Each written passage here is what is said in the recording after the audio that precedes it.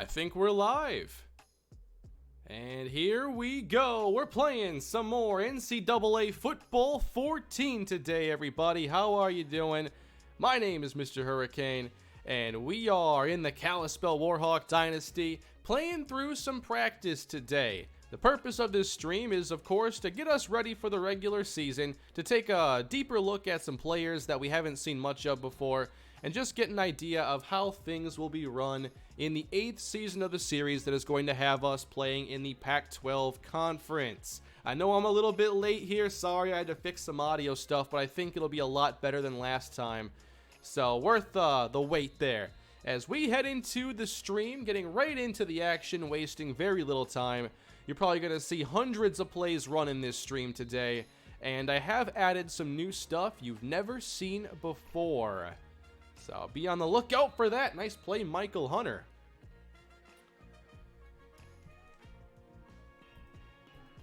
Now, before the stream began, there were some super chats here that were given out. Two generous ones from A-Alt, and also, let me refresh this page here, from JT Golden, who said, "Gotta go to work, so I'll miss the stream, but still love your vids, Kane. Keep it up." Thank you to JT and A-Alt for leaving the super chats here before the stream even got going. Kyle Thomas looks bigger. He probably gained a couple pounds. Players do that in NCAA, but I'm not sure if it's really noticeable. I also went through the depth chart to change around a few things, and what I discovered when I was trying to edit the playbook, because I was mainly looking to add more twin tight end stuff. I wanted to hopefully find some stuff in the shotgun, and there are twin tight end formations in there, but they're not like 3 receiver and 2 tight end. So I'm gonna have to be a bit more creative, and right now the solution is just to line up Thomas Roberts at wide receiver 4.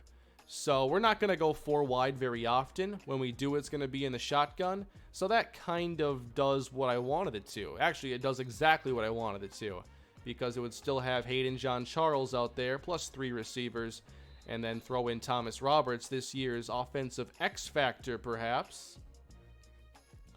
So let me give you an idea of what that could look like here. So in the shotgun, I added a few new formations, including we have split big, which has 2 running backs, 2 tight ends, 1 receiver. That's more of a red zone formation. We also added, I think, tray open offset. I added in twin tight end slot weak. I want to say those are the only new formations. So let's just get an idea of it here. Okay, that's a 3 receiver set. Maybe I still need to add 1. This one contains a running back on the field. This one has 2 tight ends, so maybe you want to see this one. We'll throw out our defensive nickel package. I also changed around a few numbers and also changed around some appearances for players. Nothing too drastic, but when there are new players who enter our team, I like to give them some unique looks, make them look a little less generic.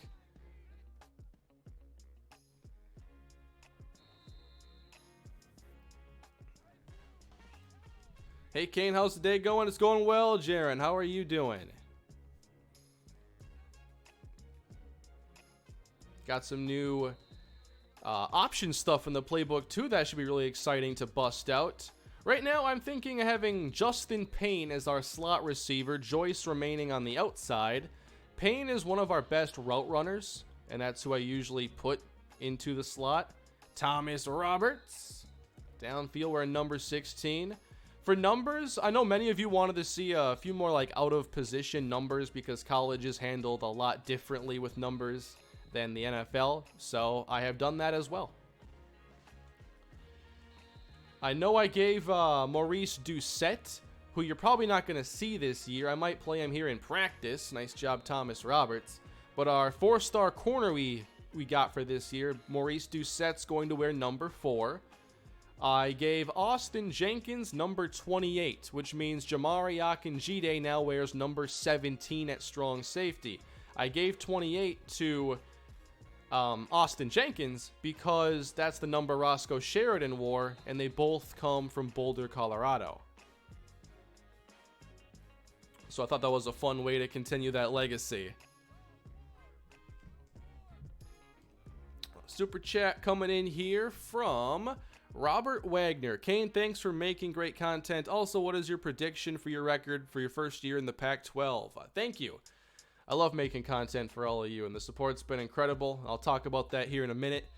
But for the first year in the Pac-12, it's hard for me to really gauge the expectation, considering we've only played like a handful of games against this tier of competition.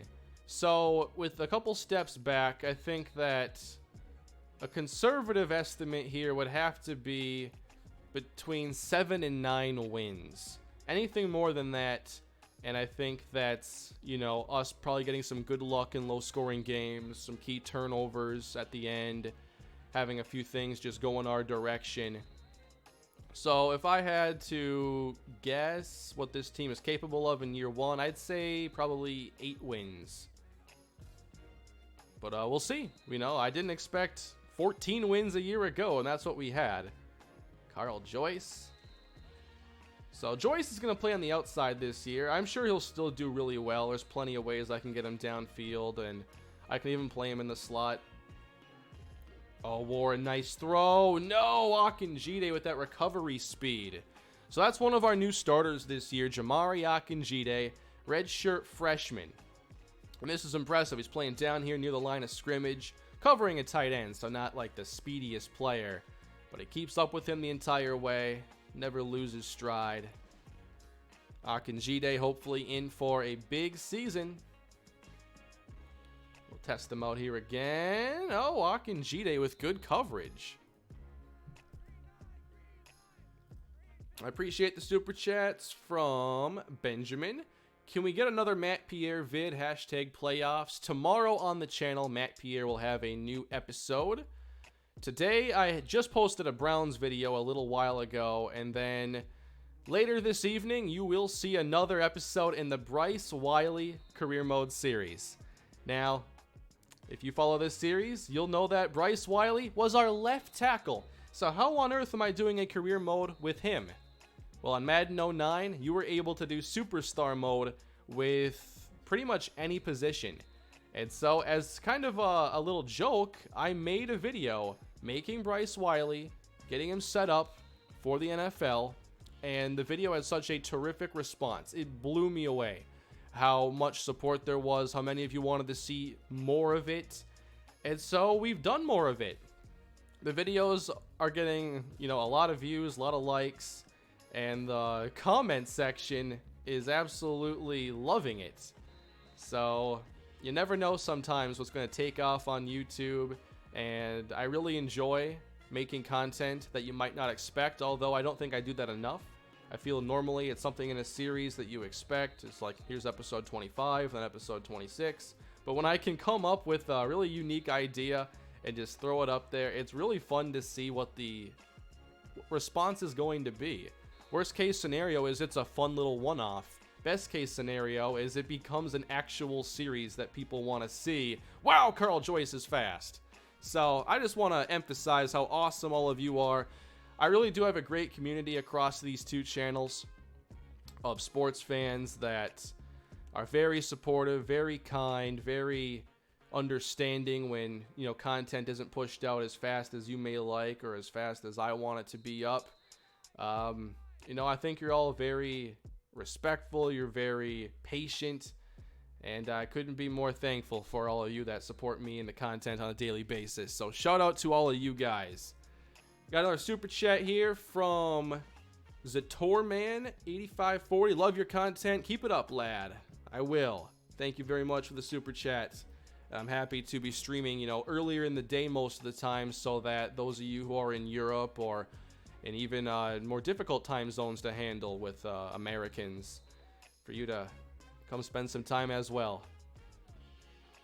I used to be more of a night streamer, but definitely now I prefer doing it kind of in the afternoon. It's kind of fun to end my day in a way with the stream. Not end it like exactly, but kind of end making content for the day with a stream. Although a lot of times, even when I wrap up around here, I still come back at like 9 p.m. to go record something just because I have an itch to play a series. That happens all the time because, you know, this happened for me very early when I began making YouTube content here. Like, you all are fans of the series, you all are interested in what's happening, and I am the creator, but at the same time, like, your way of experiencing the series is through video. For me, you know, I experience it through playing, and it's not just like getting the games over with. Like, I'm looking forward to these games. Franchises are the things I used to do for fun before I kind of fell out of franchise in a way, and YouTube brought me back. So, you know, I get really excited to play games, and you don't really see that side of it all the time. So you don't understand how hyped up I get for a lot of these games, how I react to certain plays, good or bad. I think Warren struggles against those Pac-12 safeties. There's going to be a learning experience of some kind, and I think a lot of it's going to have to do with speed. I'm not going to be used to linebackers being as fast as we're going to see, or DBs that can break on the ball like we're going to see. So, you know, mistakes are probably going to be made, but hopefully improvements are made as well. That's what's important. Thank you, Colin. I love your content. Keep it up. Look at Blackjack in here. Blackjack, sorry I couldn't make it to your stream yesterday. You streamed at like 1 o'clock, which is not exactly a great time for me to be playing Splatoon in a live stream, but you know I wanted to. By the way, if you want to run any salmon runs sometime on there, I'm totally down. Loving Splatoon and the different ways to play in there. For those of you that don't know, I do play quite a bit of games off of stream. I just play different kinds of games. Oh, Hook and Ladder. Hayden John Charles doesn't know how it's run. I play, you know, it varies based on, you know, what's new or whatever I'm in the mood for. You know, every year I have like, you know, I go through moods where I want to play online multiplayer shooters. Then I have moods where I want to play Pokemon. So right now, for me, it's been Pokemon. A lot of Pokemon. I've been playing Omega Ruby, trying to go through, catch a lot of the legendaries, because I had never gone through Omega Ruby fully. So I wanted to get my old Pokemon Emerald experience back again. So I restarted the game this year, beat the Delta episode, and now I'm going through, catching legendaries and leveling everything up. And I love it. One of my favorite titles in the series. How do you record your post-commentary script? Do you just watch the gameplay? It's all just natural. If I scripted it, I don't think it'd come out very good. When I started making videos, and I had never done anything like this before, I did take some notes for commentary because I wanted to know what was going to happen next. But over time, I just developed the skills that allowed me to you know, when I play back a video, a lot of times I know what's coming, but at the same time, there are like 100 plays in my videos. I don't know what everyone's going to be. So it's all about, you realize quickly that commentating isn't about commentating as things happen. It's about commentating after they happen. And you'll notice that if you pay closer attention to commentators on television.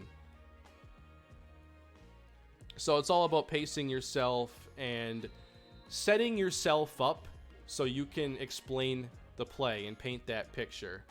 And it's just kind of a skill you gotta develop over time is all.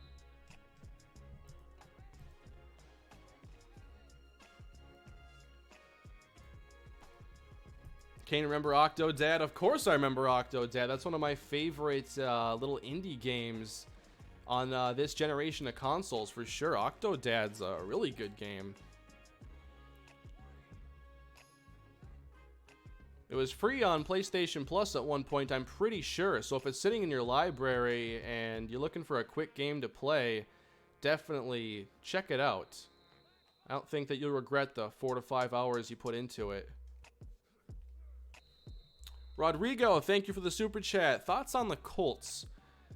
I still think the Colts have a ways to go, but I feel like they're actually getting on the right track. I think that if Malik Hooker comes back and he is healthy, that'll help their defense. And they've certainly needed help on there in recent years. Still have some questions, though, about pass rush and, Luck coming back fully healthy and staying healthy. The thing is, though, when you have a quarterback like Andrew Luck or like Aaron Rodgers, not that they're on the same level, but they both have the ability to transcend the rest of the team. As bad as things can be, those guys can disguise a lot of issues. So, main solution really is getting Luck on the field. Have you played God of War? I haven't played God of War 4. This time of year is not a good time for me to play these larger, expansive games because a lot of my play sessions aren't long, and I don't, play them every week. So when spring was wrapping up and summer was just getting underway, I was playing Dying Light, and I wanted to play the DLC, but ever since summer's been incredible, I've hardly played. So I'll get the Dying Light eventually. But this fall, when it's cold out, that's when I'm playing as much as I can, pretty much. So Detroit, God of War. I still have not played a lot of expansions to games that I have. I'm really bad about playing DLC a lot of times. That's why I started playing the Dying Light DLC, which I think is really good. But I still have not played Infamous First Light. I haven't played Horizon, what is the winter one called? I don't remember. They're Frozen Wilds, that one. Haven't played that. Never played the expansion for Uncharted 4, and I loved Uncharted 4. Epilogue also was one of my favorite, probably, sections of gaming in the last 5 years. So I'm really bad about playing DLC. I gotta get to some of that stuff. And then this fall, also gonna have, Pokemon on the Switch. Gonna have Smash on the Switch. So yeah, a lot of stuff to play. You should put Joyce in place of Payne in this formation. I haven't done formation subs yet because sometimes they will lock up practice mode when I'm trying to load into it. So I don't handle formation subs until I'm done with this. That's the last step before getting this team ready to play. And then Blackjack and I will work together on getting the prospects made and put into the game. And once that happens, I can play week 1 and get you all more games of the Warhawks. What happened to the Timberwolves live streams? I wanted to keep it going, but at the same time, I knew I wasn't good enough, and I didn't think it was entertaining to watch me struggle and stumble over all the controls. And so I have a lot to do for content right now, and to try and find the time to improve at NBA 2K, I'm just going to pass on that for right now. But I really want to get more familiar with the game. I think it's a great game, and I've had a lot of fun with it, even though I am pretty terrible. Who would you compare Colbert and Warren to in the NFL? Really good question there, Drift Kings. For Brandon Warren, I think that the closest you're going to get is either Baker Mayfield or Johnny Manziel, with the smaller stature but mobile with a big arm comparison. And then for Justin Colbert, pocket passer, really strong arm, highly accurate. I don't think it'd be a stretch to compare Colbert and what he does well to Tom Brady. It's okay to compare players in skill sets without caliber. So I always thought that even Stephon Diggs as a rookie, I thought, wow, there's a lot of similarities here between him and Antonio Brown. And I think that a comparison these days of that nature wouldn't really be ridiculed as much. But surely then, I think people would be like, no, wait a minute here, Brown's way better. But I'm comparing what they do well, what their strengths are. Russell Wilson, would you compare Warren to him? Yeah, for sure. For sure. I just think that Wilson's accuracy isn't as good of a comp as Mayfield or Manziel. But Mayfield's accuracy is supposed to be really good too. Just haven't seen it yet in the pros. Russell Wilson, I'm not sure that guy gets enough love. I think he's like quarterback 3 or 4 in the NFL right now. And although Seattle's rebuilding, if Wilson stays healthy, which he's been, one of the most reliable quarterbacks for staying on the field since he entered the league, I think they'll be in okay shape if the offense can lead the team. If they're still relying on the defense to do a lot of the work, then I don't think it's going to go too well. If you look at, I checked this a while ago, but if you look at the NFL record for consecutive starts in a row without getting hurt or missing a game, the record that Brett Favre holds, Russell Wilson is already really high on the list. It just shows how rare it is to see a quarterback even last 6 consecutive seasons healthy. I'm not doing player editing in the stream. I do it before the stream because it's a little, it's just not interesting, really. Got another super chat here from Garrett. When's the off season for Super Mega Baseball gonna be? I'm gonna be working on that to end this week, kind of, and hopefully can get around to it the weekend. I have started taking some notes on the players that I want to build up for the draft, and then my plan will be to make them in the game and then do kind of a video putting them on teams. And I want to do it in a cool way, so I'm going to make them and put them all onto one little like dummy team, and I'm going to just get a game so I can at least post a couple clips with each player as I add them to a new team. It's maybe not super necessary for me to do that, but I feel it's a nice added touch, and I want to add some more life to that series. Caleb, thoughts on the Panthers? My thoughts on the Panthers are actually really strange in a way, because while I like the talent on their team, I'm kind of down on them entering this year, mostly because I'm worried about the offense with Norv Turner. I saw how that turned out in Minnesota, and it really wasn't all that great. I didn't think he was very good about adapting when things didn't go well. I feel to run his system, you need a much better offensive line than the Vikings had or that the Panthers have now, especially after losing Andrew Norwell. But as far as players go, like, I love that roster. It's one of my favorite rosters in the NFL. Right up there with like the Vikings, my favorite team, and the LA Chargers roster that I love so much. I loved DJ Moore. That's the right kind of receiver to add to that offense. Get Cam somebody who can get open and not just 40 yards downfield like Ted Ginn. DJ Moore can win, with route running underneath, and I think be someone on that offense that Cam has never had. Well, besides Steve Smith, but that's been a little bit now. I don't think they'll be a bad team, but I wonder if they take a step back, and that division is pretty good. So they could still be a good team and miss the playoffs with like 9 or 10 wins. You're trying to run Park on 2K one day. I don't know if I should subject anyone to having to be my teammate on 2K. I feel like your time is too valuable for me to waste it trying to figure out how to play basketball. If I ever got more into it and more kind of comfortable with the control scheme, though, maybe.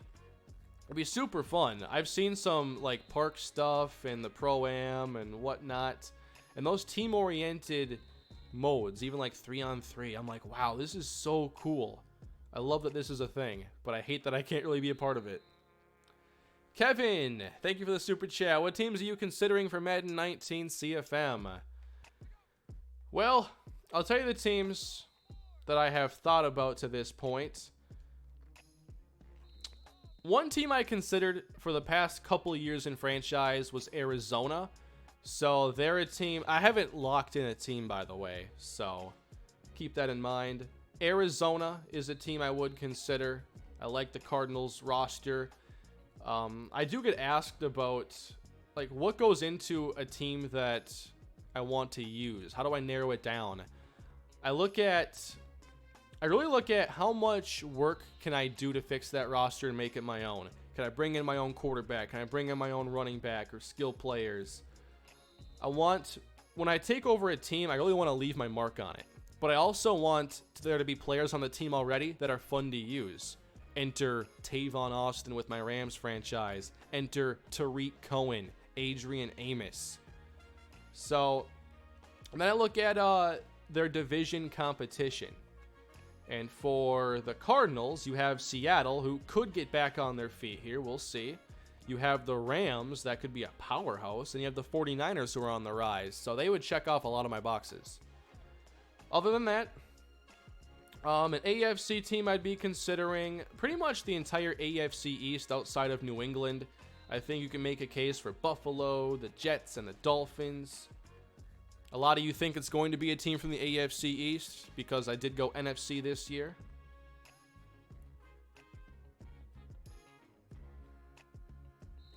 And at the same time, I'm going to be starting up another series on my second channel, similar to the Browns series that I'm doing on there right now, where I have, done a lot of simulating. I take a somewhat slow approach. We watch a lot of the games. We have gotten to know the players to a point where we actually care about their career arcs, and we are more attached to them than if you just simulated everything. That series has been exactly what I wanted once I realized it was going to be a full-on series. So I'll be starting a new project on there with a brand new team, and we're probably going to go 20 seasons into it, I would assume. Like we're going to be close to with the Browns. And then, a possible new career mode series. So you could be waiting for a few different team reveals from me. The Broncos could be a great team to use in Madden 19. I wouldn't say that's a bad team to consider at all.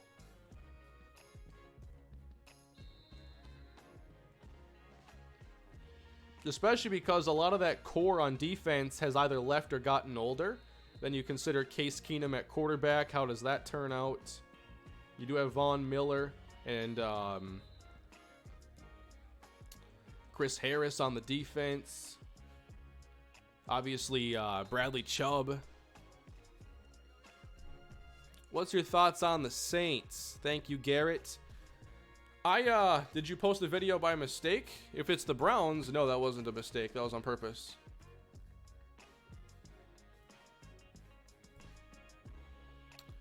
As far as the Saints go, I like their roster a ton. I feel the defense will be even better this year now that they have some experience. And I don't think there's any reason to really be worried about them. I think that I would give them right now the best shot to win the division there again. I'm really interested in how they handle Alvin Kamara without Mark Ingram. Consider that Kamara was the superstar last year. He only averaged 12 touches a game, which, in today's NFL, we should start looking at that as a pretty significant workload. That's about 20% of the plays you're going to run on any given Sunday. You run between 60 and 70 plays, so 12 of that is a significant chunk, actually. But they signed Shane Vereen today, which I love because they do a great job of utilizing pass-catching backs. They got Boston Scott in the draft, and Boston Scott, I think, is going to be someone that catches a lot of people off guard. I know many in the draft community were high on him. PFF loved him, for instance. And I saw a little bit of his game, and I'm like, yeah, I see why there's some hype here. So, overall, that offense is solid, and the defense, with their rejuvenation, they've really turned that franchise around from the 7-9 trifecta they put together. Let's mix up some more formations. What's the name of the song? This one, it's in the YouTube audio library. It's called My Town, Yo Town. And now I'm going to mix up some music here.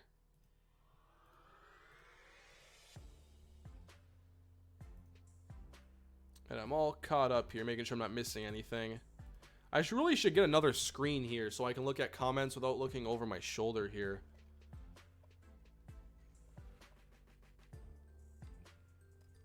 For other streams, I don't have to do that. The way I stream using for the PS3 is a bit different, so the setup to go with it is also different.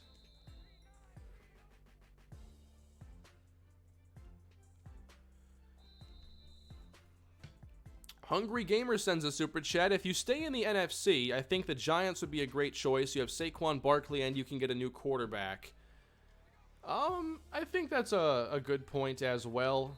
The offense would surely be a lot of fun. Imagine me starting a franchise and having Saquon Barkley and Odell Beckham and Sterling Shepard, Evan Ingram. It's not my typical project, but I'll definitely take a look at them. And I have to find, a few different teams to do something with. So, I'll find the best fits.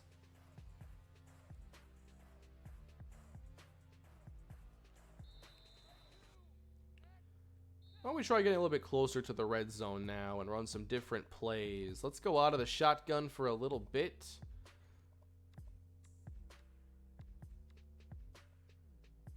Actually, a lot of these plays want to stretch the field.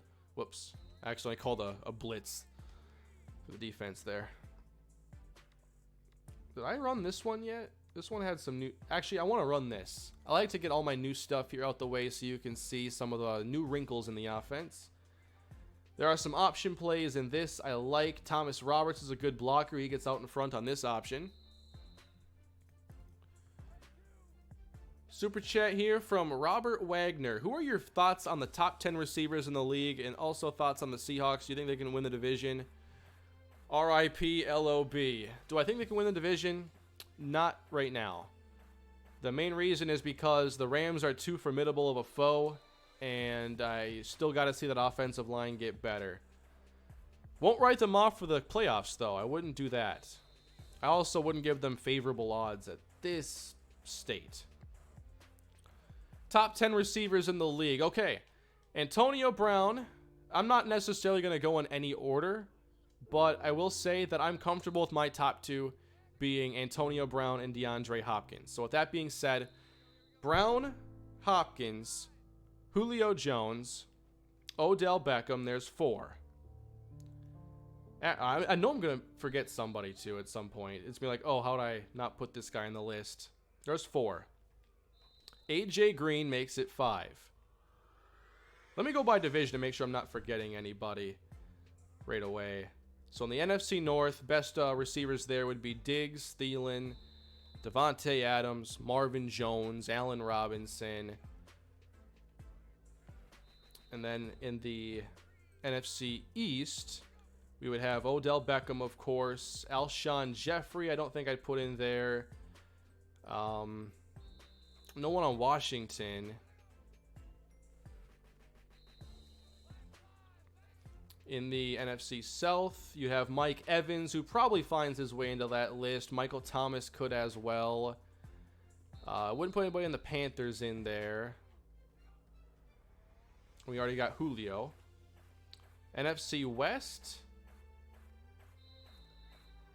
Who do we go with there? Like Brandon Cooks, but I don't think I'd call him top 10. Don't sleep on Doug Baldwin. Oh, no. People should never sleep on Doug Baldwin. Baldwin would be borderline top 10 for me. It's kind of hard for me to do a top 10 without like a list in front of me to help guide the way a little bit. But I think that if I had to do it, at least a rough version of it right here, I'd go AB, DeAndre Hopkins, Julio, Odell Beckham, AJ Green. After those 5, probably... Oh, this is so difficult. Because there becomes this huge cluster of receivers.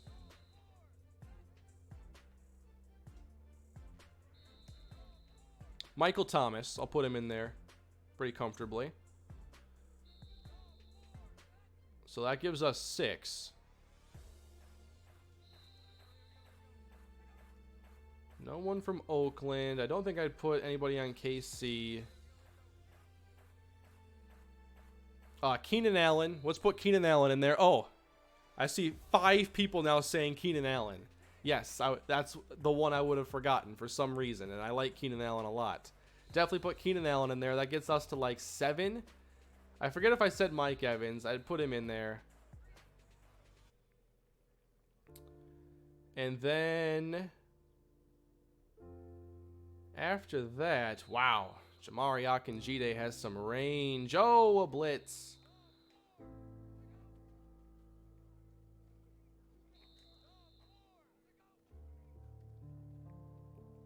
Don't.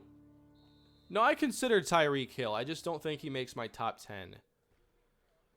I would be comfortable putting Adam Thielen in there for sure. I do think Thielen overall is a better receiver than Diggs, but in my world, I don't have to compare the two. At least not right now. They're still on the team. Hopefully they can keep Diggs long term, but I know they can't keep absolutely everybody. Unfortunately, nice throw for Thomas Roberts. I wouldn't put Amari Cooper because I don't think he's taken that leap. I don't think I put Jarvis Landry there either. Kind of borderline. T.Y. Ooh. Wow. I think I could put T.Y. in my top 10. I really think I could.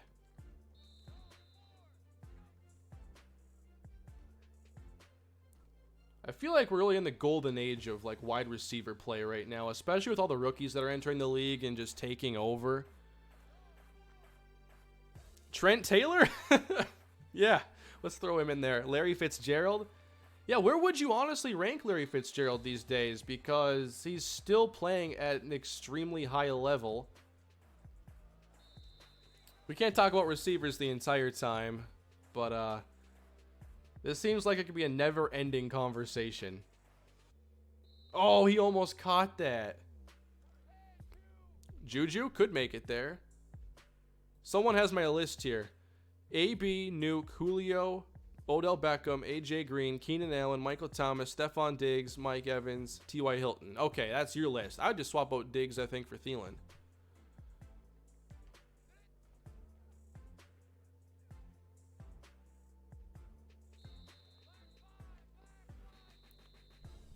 Michael Gallup. We'll see. I think he's a great fit in Dallas. Harold Kaufman sends another super chat. I think you should do the Jets. They have good defensive players in Adams, Williams, and Johnson, as well as offense in Darnold and Anderson. Oh, you know what would happen if I took over the Jets. You know who else is on that team, right? Teddy Bridgewater. We be trading Sam Darnold in episode 1. Man, I still can't believe Teddy isn't a Viking. I didn't think it was possible. Like, you know, there are some things in life where you're just like, no, the universe will never allow this to happen. Well, Teddy not being a Viking was one of those things to me. And I'm still not fully dealing with the facts of the situation. 27 Super Yankees. You going to try Jamari as a dime linebacker and or mirroring tight end role? It can be a third or fourth safety package that you can call the Warhawk package. P.S. I'm late. I love that idea, actually. I should look at that.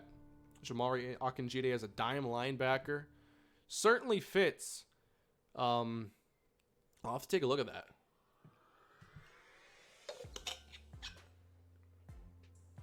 Trying to think of some packages where he would fit. You could just play him straight up in the dime, because in the dime I typically don't want a linebacker out there. It's a 4-receiver set we're facing, so it makes the most sense, honestly, to make him a dime linebacker.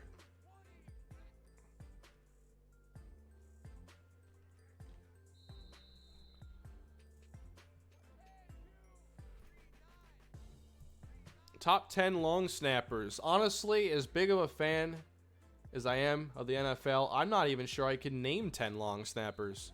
Every year I learn a new one, and it's like, this guy's been on the team since 2006. I'm like, how have I never heard his name? And especially here in the off season, long snappers are going to be no good for me. I'll have to brush up on that, though. How long we've been going? Approximately, what did you guys say, like 45 minutes? Yeah. Oh, I gotta ask you all a question here. When there's big, like, NBA movement, I'm always, like, looking for reactions because I don't know how to react exactly. So, what did you think of the Kawhi Leonard-DeMar DeRozan trade? It looks like neither player is all that fond of the news. I'm sure that for all this drama, it'll probably play out fine. Like, Kawhi Leonard will come out and be like, no, I'm cool with it. And then DeMar DeRozan will be like, you got it all wrong. Maybe. I don't know. I know DeRozan posted some stuff on his Instagram or whatever, but It feels like we always hype these things up to be like major issues. DeMar DeRozan refuses to play for San Antonio. Like the Terrell Owens when he got traded to the Baltimore Ravens. A lot of you probably don't even know that happened. That was like 10 years ago. He got traded to the Ravens and then traded to Philadelphia. But the thing that I just like, you know, I like when players can have like a great story or whatever. And it seemed like DeMar DeRozan really loved playing in Toronto. So to see him kind of forced out like that, I don't like seeing that as a sports fan.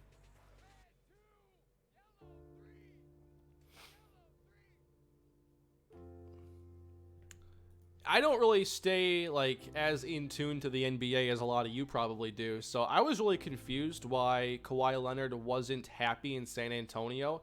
You'd think with the winning culture there and a coach like Pop that there would really just never be a problem.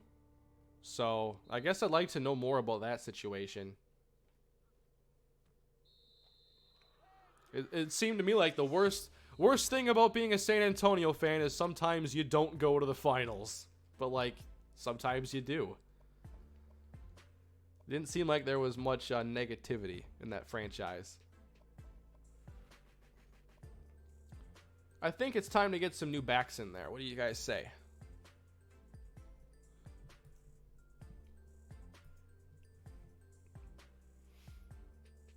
Raptors screwed DeRozan by lying to him. Yeah, I saw something about that. Does a video come out after this stream? Not on this channel today. Probably Twins franchise tomorrow. Let's get, I want to get McKinley out there. Someone pointed out that, like, I said that I wanted to play with this player for, like, Texas, and it turns out McKinley has some similar ratings, so he should get more of a shot. Definitely as a 90 overall. We can't just overlook him. Look at that.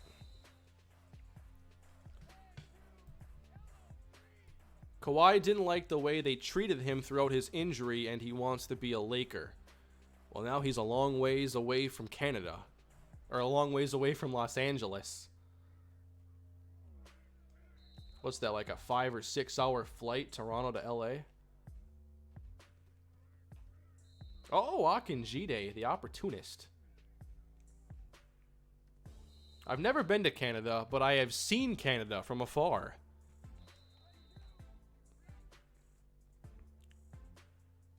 I've been up in like northern North Dakota near the border, so I've seen Canada, but I've just never been. If I had to go, I'm not sure where I'd go either.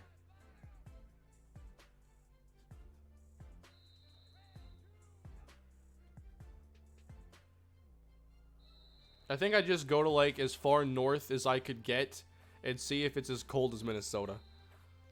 Harold Kaufman sends a super chat. Thank you very much. Best wide receivers all time. Number 1, Jerry Rice. Number 2, Calvin Johnson. Number 3, Larry Fitz. Number 4, Randy Moss. I like you going with, you know, that's a unique take on that argument. Throwing Larry in there, putting Calvin at number 2. I like it. If I had to go personally, which I saw Jerry Rice play at the tail end of his career, so I have no, like, proper basis to actually make an argument here.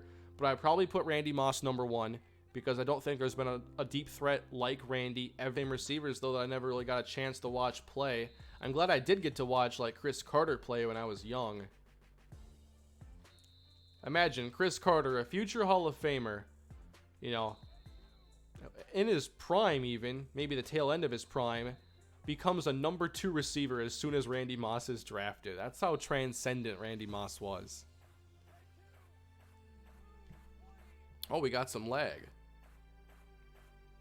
I didn't drop any frames. Must be some other issue.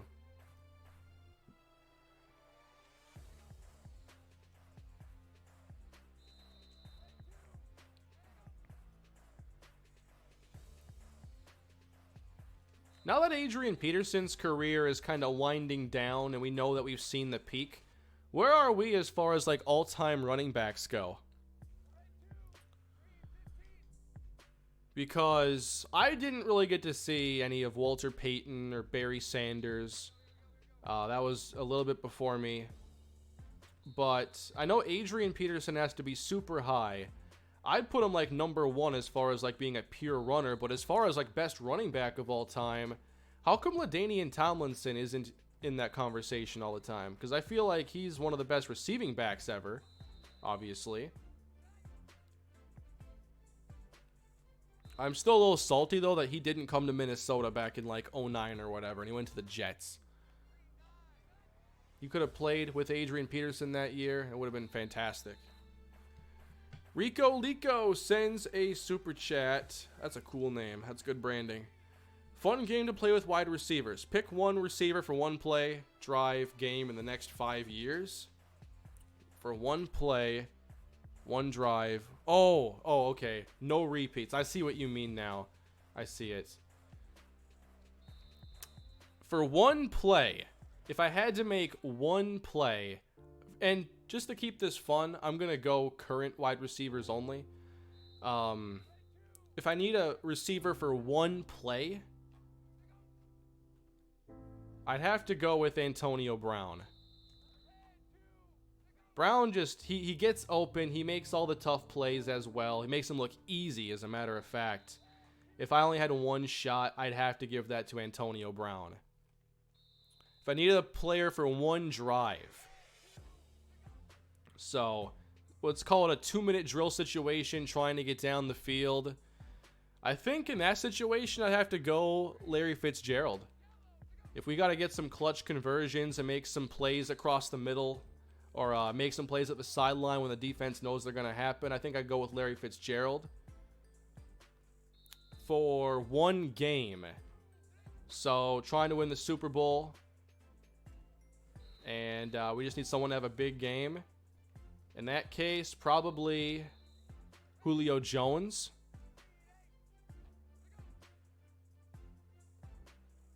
You know what? Can I replace my Larry Fitzgerald one with DeAndre Hopkins? And then for the next 5 years.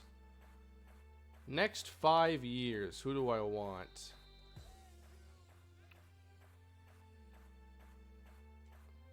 I feel like there are a million directions you could go with in this one.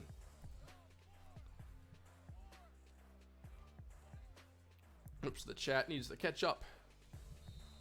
Next 5 years. So maybe somebody who is entering their prime now, or could be entering their prime. For the next 5 years, why don't we go Juju?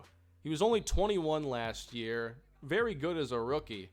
I feel you give him 5 years and he'll be one of the best options for this question. You could also go, yeah, say Michael Thomas or Odell Beckham Jr.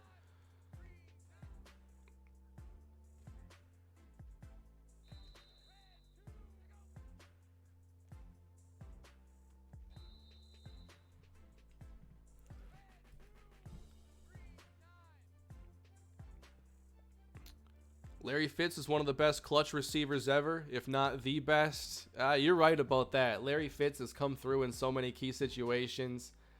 You know, if the Vikings, if I had to pick for like another team to win a ring or a player to win a ring and it wouldn't be the Vikings, I would love to see Larry Fitzgerald be the one.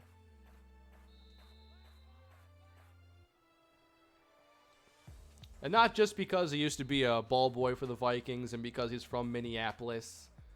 Fitzgerald's just always been like, you know, top of his class at wide receiver. Great person. It's hard to do better than Larry Fitzgerald. If I had to like present something for the rookies coming into the league, I just have Larry Fitzgerald stand up there and be like, do your best to follow that guy. Has Kane ever watched the Vikings Legacy of Failure video? Oh yeah, you bet. Vikings fans can't look away from what we've endured.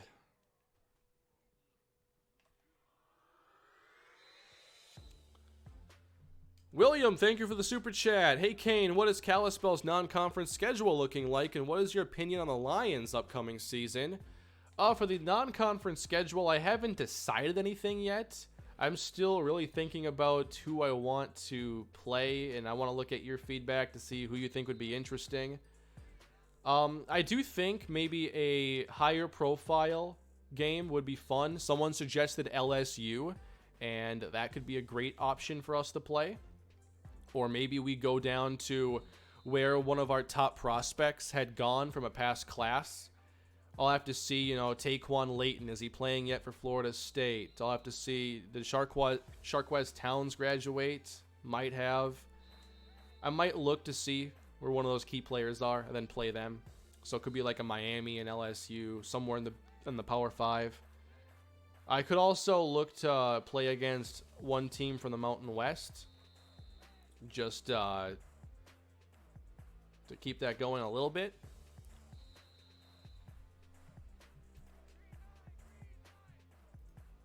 Did I miss a super chat? Oh, I will get to that one in just a moment here. Yeah, I did miss that one. I'm sorry.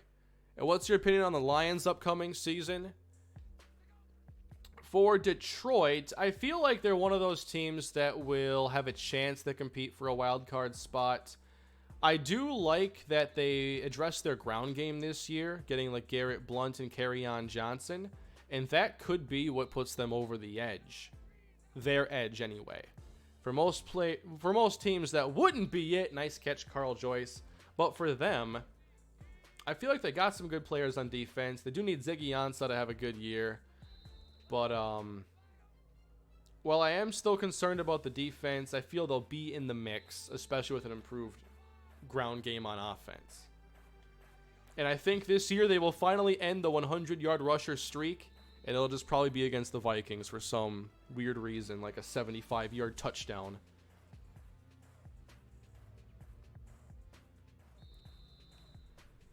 Jonah Bell, thank you for the super chat. Hey Kane, love your channel. Favorite NFL memory? Honestly, I know it's the ultimate case in recency bias, but the Minneapolis Miracle was my favorite moment as a Viking fan.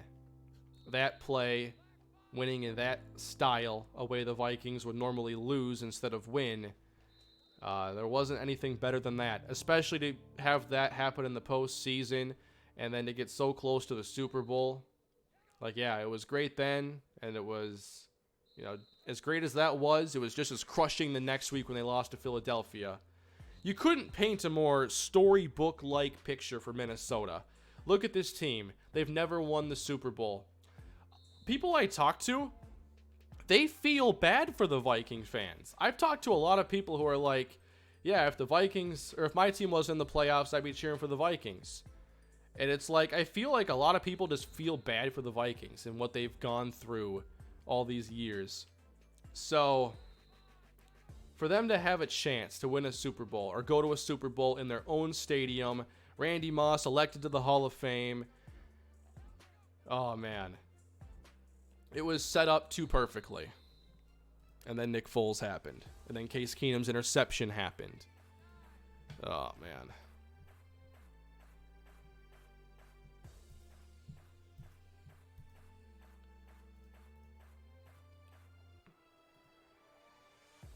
Harold, thank you for another super chat. Should the Mets trade DeGrom at the deadline? Also, do you think Joyce will be the number one receiver?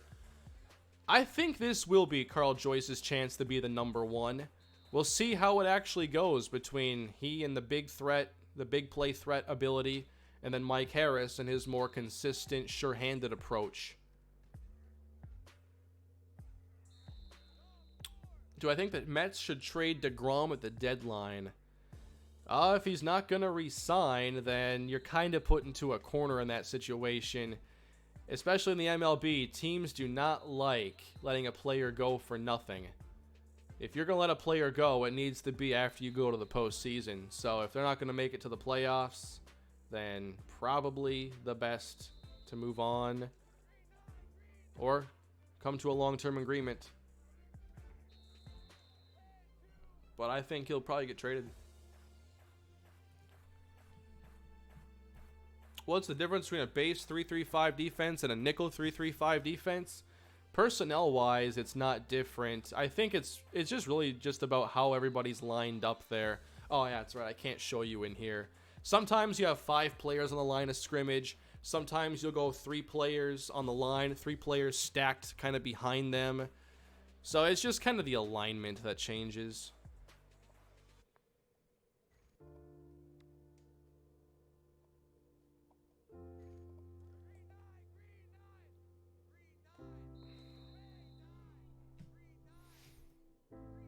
Nickel doesn't just mean more corners, Roberto. Nickel means 5, as in like 5 defensive backs. So you have 3 corners and 2 safeties. I'm not sure exactly why dime is called dime, because there's not like 10 DBs on the field. There's usually 6.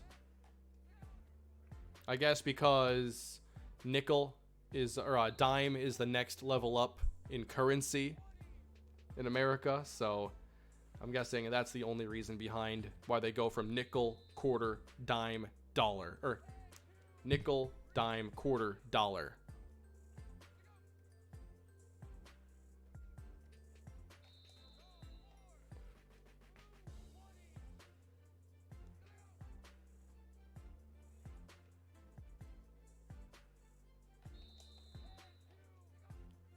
Brandon Warren's jersey is still glistening clean. Isn't that incredible? Maybe not anymore. Should the Twins trade Brian Dozier? Should they? Probably, if you take the emotional element out of it, treat everybody like robots, and just want to make the smartest decision with the highest probable outcome at the end. Probably yes. Thoughts on Machado being a Dodger? I'm looking forward to that because it's not a Yankee. So I am super cool with that.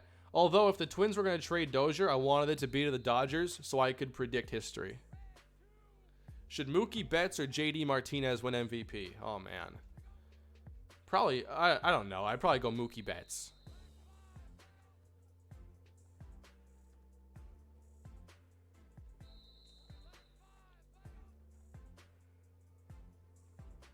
Let's get another back in there. Yo, what up, Kane? How's it going, Noah? Is Sanoa at a single A yet? I don't believe he is. Ironically enough, the Twins just called up their top prospect. I'm not sure if he's their top prospect, actually, but at number 1 overall 2 drafts ago, they selected Royce Lewis, and he's been called up to single A. So that's pretty cool. I think previously he was at Cedar Rapids with the Colonels.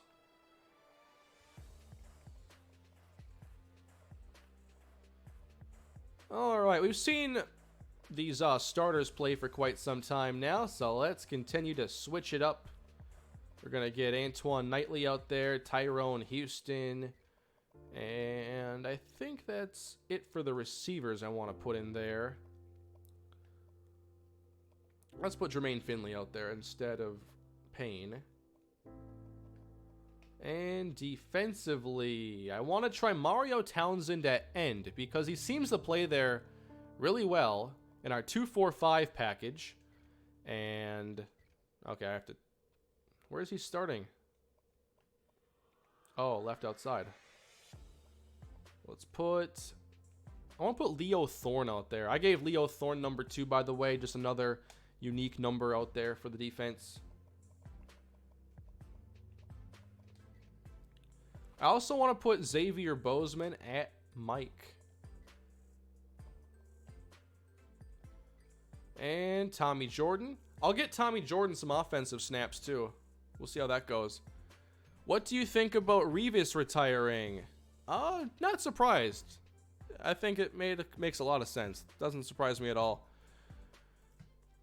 By the way, you will see Darrelle Revis on my second channel today in the Bryce Wiley Career Mode series. Yes, if you didn't know, I started a Career Mode series with Bryce Wiley, the tackle previously for Kalispell. I did it originally as kind of a joke. Just wanted to see how people would react to it and have some fun with it because it was such a unique thing to do. And the subscribers wanted more. And they're getting more. Oh, that's right. I never got to give Knightley number 47 because someone had it. I was going to change it and I forgot. So Antoine Knightley right now is number 48. Maybe we can just keep it there.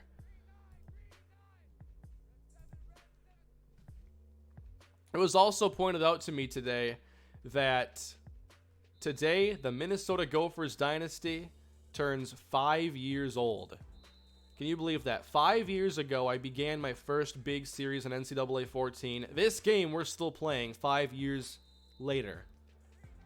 in a completely different franchise, but still with the same idea, building up a dynasty here and having a lot of fun playing some college football. Man. Not only does time fly when you get older, but it doesn't ever slow down. It's incredible.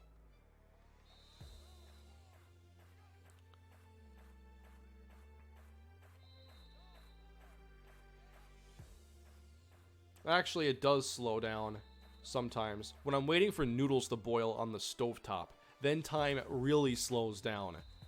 Those 10 minutes, 11 minutes actually for the pasta I get. Those 11 minutes are unbearable.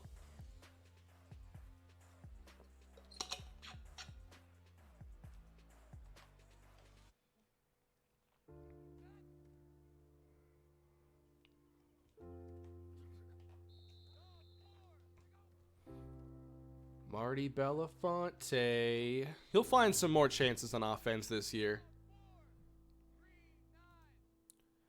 Ethan, thank you for the super chat. Who wins, year 8 Minnesota or this year's Kalispell? I'd have to go Minnesota. That defense was so stacked. I'm not sure if you realize just how good that defense was. That defense was probably the best I've built on my channel. Time slows down when I'm at the DMV. Time doesn't slow down when you're at the DMV. It pauses. It sometimes rewinds. Thankfully, I haven't had to go to the DMV in like 4 years. I shouldn't need to for a little bit. Look at that throw by Warren. Incredible. I was at my DMV for 5 hours today and my phone died halfway through. What are you supposed to do at a DMV for 5 hours? I think that's why the Nintendo Switch is a thing.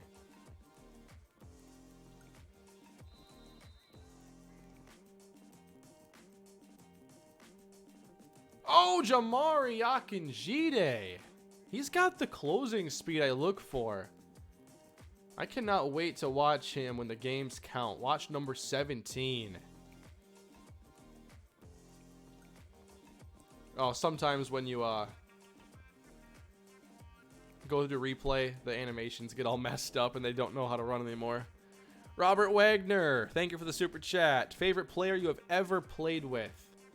I'd have to go Andy McKenzie.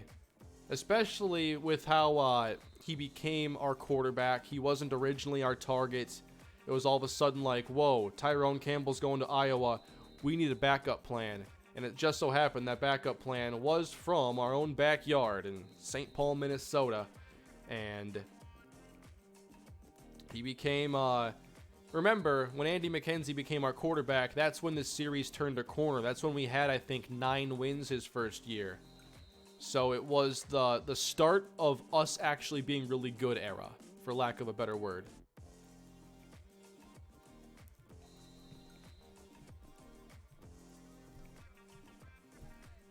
What about Bryce Wiley? On the channel later today, on my second channel. Another episode's coming your way in the Bryce Wiley Superstar Mode series.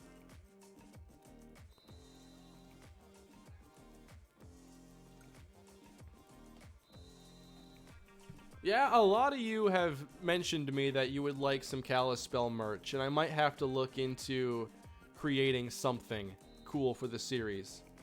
Especially because this is my team here. I made this team. Blackjack designed the uniforms. I came up with the name. He helped me with the location.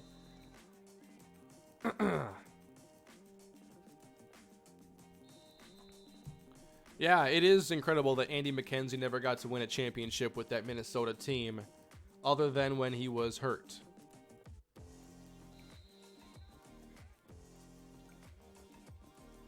Not always a storybook ending here, though. That's what makes the actual success enjoyable.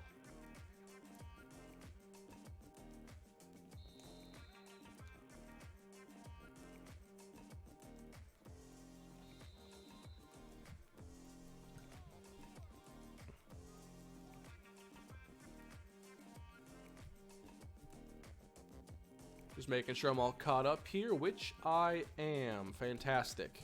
Who made the logo? The logo actually was like a little stock image here in the team builder thing, and I edited it a little bit to make it more personal.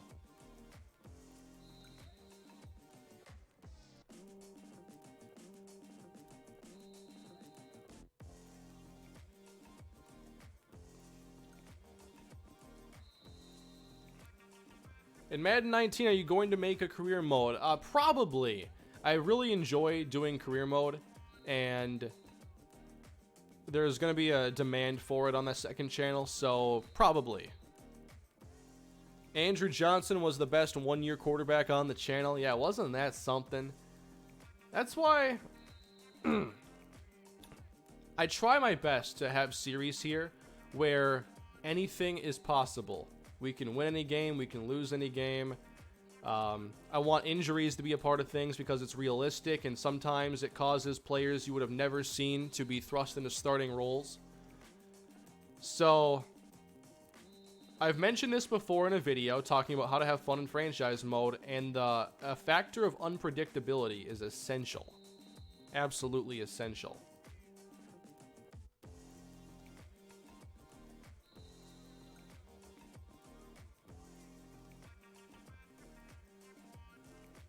Whoa, that's knocked away by Akinjide. He has like 40 passes broken up in this video. Last year's Kalispell team reminded me of the Boise State team that won the Fiesta Bowl. That's a pretty cool comp. I remember when Boise State was on the rise and right up there with kind of the best of the best.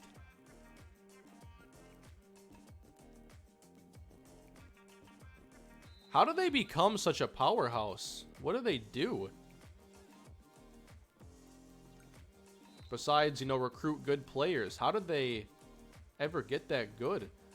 Because it's not like anybody else in the Mountain West was doing that. Not on that level. You'll get some good players, though, from schools like Wyoming or... I almost said like Utah, but Utah's not even in there. But you'll get the occasional great player out of that conference and those schools. But for Boise State, their team was really good. Kellen Moore, Austin Pettis. Yeah, Titus Young on that team. Ian Johnson. Who was the quarterback before Kellen Moore, though? Jared Zabransky?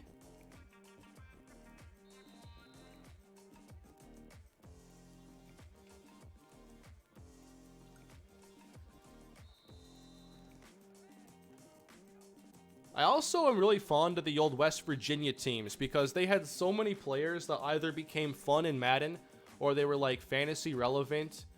Like when West Virginia had Pat White, Noel Devine, Steve Slayton. Slayton, my favorite, by the way. Almost bought his jersey when he was a rookie and he was dominant. I know there's one more. Owen Schmidt was on that team too. Yeah, it was Pat White at quarterback, Noel Devine, Steve Slayton, Owen Schmidt. I think that's all those are the four notable ones.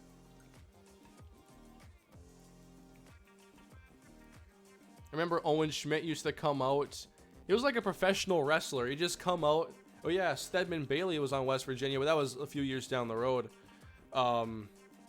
He'd come out and just like smash himself in the head with his helmet. It was like something you would have seen out of like Attitude Era WWF. Predict the standings for NFC North this year. Didn't someone super chat that to me and I overlooked it? I could have swore someone did.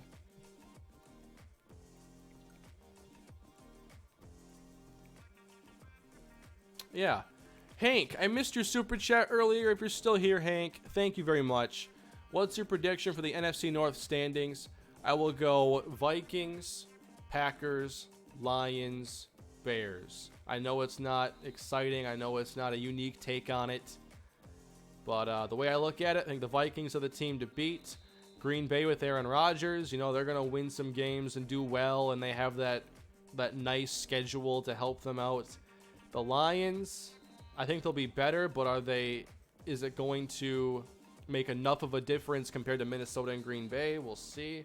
And then the Bears, well, they've got to play against all those teams. That's 6-year games right there. And they still have a very young and inexperienced quarterback in Trubisky, so I still expect some growing pains.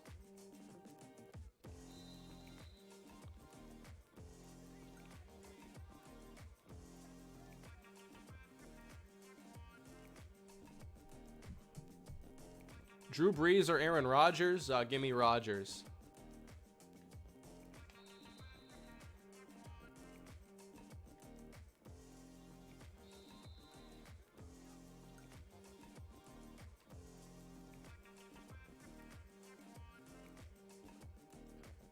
Still got to the end zone with Marty Belafonte jumping down the field. Will you do long shot before Madden 19 comes out? Not on the channel. I played long shot and I kind of liked it. I feel like I enjoyed it more than most. Was it worth it?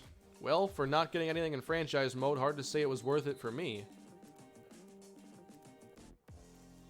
I didn't mind them going with a more scripted campaign approach. It was just like it took away from franchise mode. And I think that it wasn't the right time. Who is the best quarterback in the NFC North outside of Aaron Rodgers? That would have to be Matt Stafford for now. He and Kirk Cousins kind of close together, but I'll give the edge to Stafford for now. I think that Cousins hasn't shown enough consistency, but Stafford hasn't exactly been the model of consistency, but I think he makes less mistakes.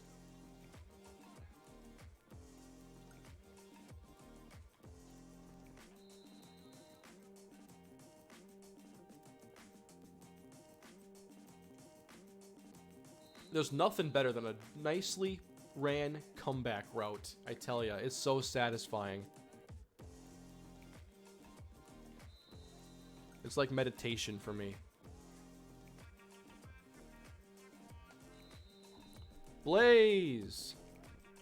Thank you for the super chat. I'm not going to read that one aloud.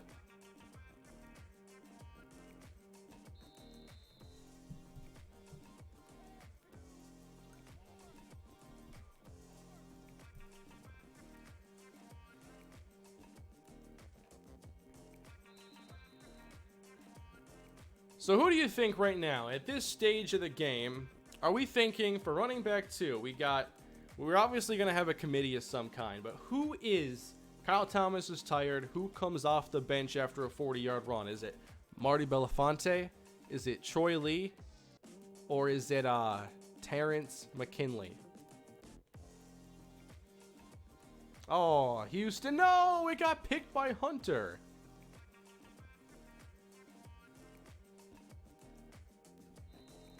These guys can run some comeback routes, that's for sure.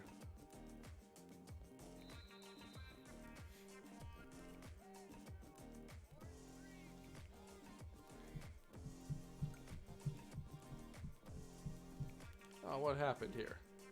1 second, page went down, and we back. And I thank you all for joining the stream so far and spending some time with me today. If you haven't already done so, hit that subscribe button and also leave a like. We're not quite done yet. We're still going to play a little bit longer. What are my plans for Colbert? Back up for now. Probably force a transfer out of him his senior year. Fantasy Football League, Kane. I've thought about it, but I can only include so many, and I wouldn't want to exclude so many from it.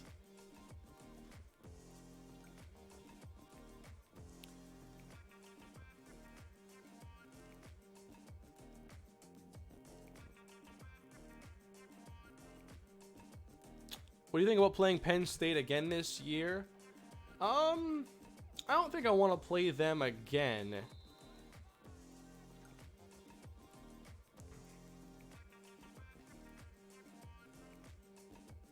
I don't think we should just spend our non-conference games on rematches all the time. I want to face some really good teams from good conferences, but I want to switch it up and see some new teams that we haven't seen before, and maybe get an idea of some other players that we know about, but maybe have never watched actually play a game.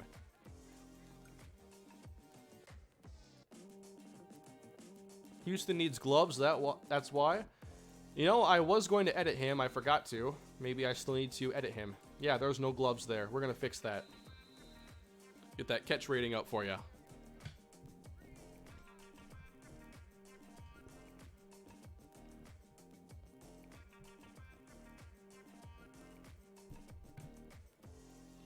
Who's better, Dalvin Cook or Alvin Kamara? I think that Dalvin Cook will surpass Alvin Kamara, but we'll see.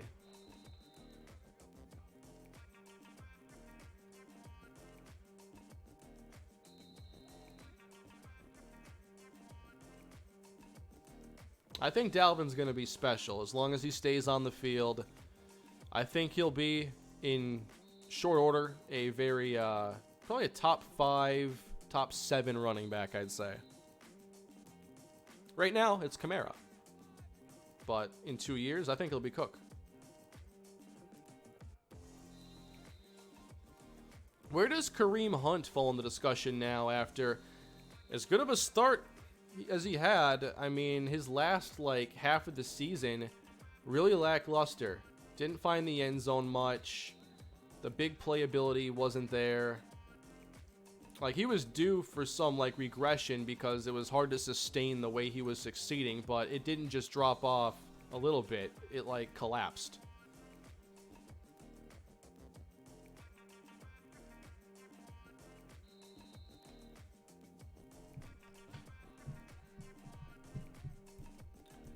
You should play Central Michigan because you model your stadium after them.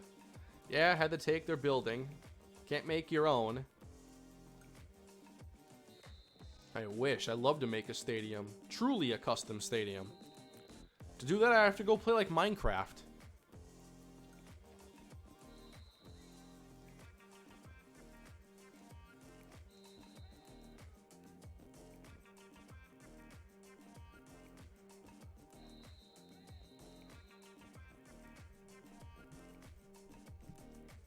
Top 20 needs to be consistent. He'll get there.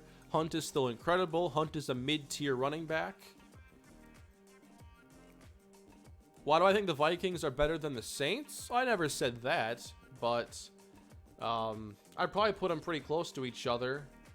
I do think the Vikings have a better defense, and I don't know that it's necessarily close. The Vikings have a pretty extraordinary defense, but the Saints have, you know, an edge, probably an offensive line play, and obviously quarterback play.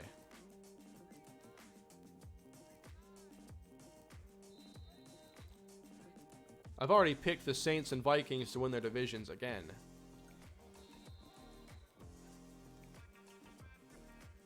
Antoine Knightley, nope. Akinjide there. How good is Akinjide? Against Hayden John Charles, he picks it off. Really impressed with him. I want to try testing him with somebody fast, but not sure we're going to be able to. Did you know the Packers are better? I did not. I was not aware of that. Anyone know the names of the songs he plays in the background? They're all from the YouTube audio library. This one is called Put It on the Floor. The other song I was playing, this one, My Town, Yo Town. Another song I've been playing lately, this one's called Find Your Way.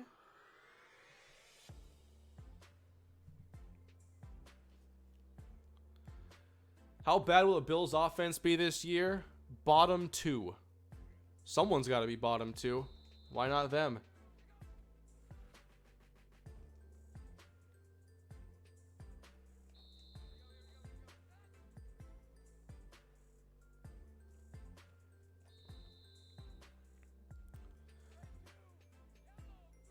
Let Marty be a screen back, Troy Lee as a swing back, run buck sweeps and such. Let Kyle Thomas slither in and out of the line in between the tackles. McKinley is awful.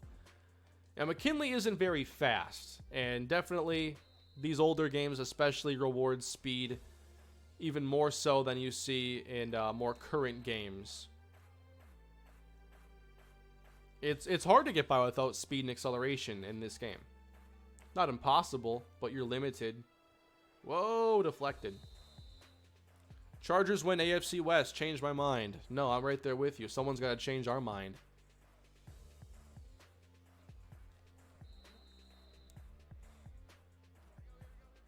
Going to be hearing the name Jamari Akinjide a lot this year. That's right. I'm so happy we were able to get him.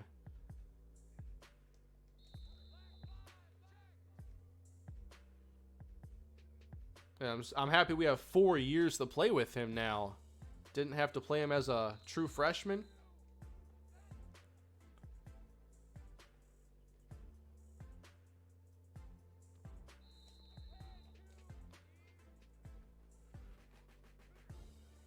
Yeah, nothing's getting past Akinjide here in coverage. He's pretty good. There's one song he plays in the background of a lot of Kalispell videos, like the one he used for his off-season recap video. That's specifically the song I'm looking for in a lot of my Kalispell videos. Oh, I know what song you're talking about. Let me figure out which one it is. I know it's in this like group of 6. No, this one's good. I haven't found the right situation to break this one out yet, but it's a good song. Actually, I probably have.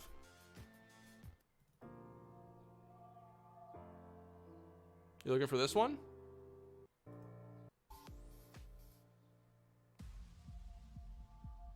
Right there. That's when it starts.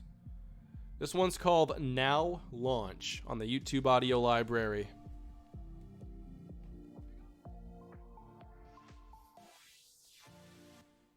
Oh, man. Oh, no. Warren escaped 2 sacks to have that knocked down.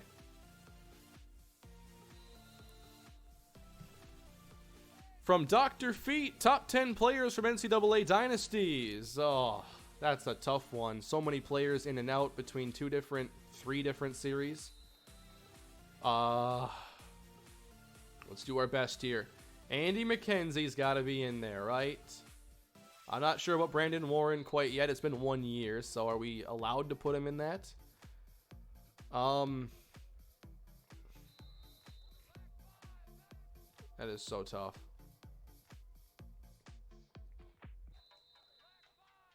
There's a lot from Minnesota that would go in there.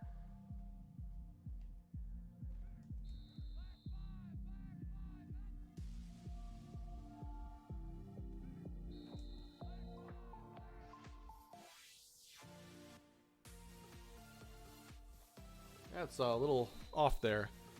Who else could go in there? Maybe Maurice Manning? Manning at defensive tackle was always a force on the inside. There have been a lot of good defensive backs to come through the series as well. Shannon Evans could be in the top 10 along with like Corey Boyd. What about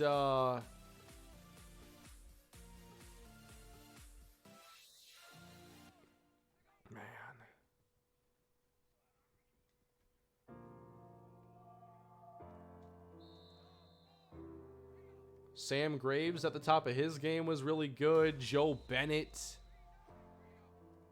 Reggie Carter, Jonathan Starks, Marcus Calhoun, Ja'Cory Day, Leon Daniels. Kane, what are your thoughts on the Seahawks moving forward? I want them to stop drafting a new running back every year. Well, the problem is that they're taking a lot of running backs who aren't staying on the field. So we'll see if Rashad Penny provides that stability. But, you know, I think they need to become more of an offensive-minded team now with Russell Wilson on there and Doug Baldwin. I think Rashad Penny is going to be a good one. So they got to get even more aggressive about fixing the offensive line. And I would focus on building around Wilson now and not just worrying about the Legion of Boom.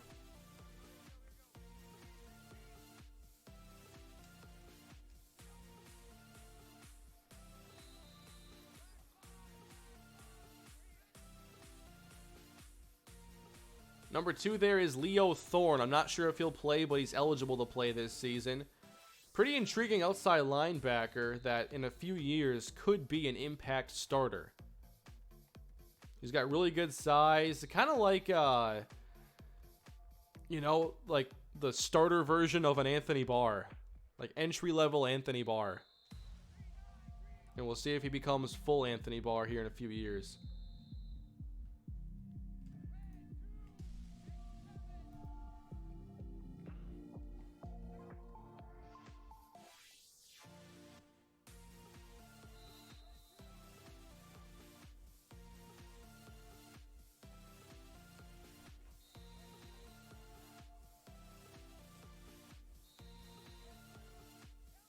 Quarterbacks are making things tough.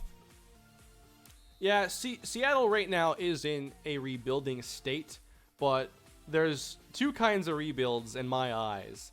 There are teams that need, a full-on rebuilding, and there are teams that are struggling, but they have a quarterback. They have that answer.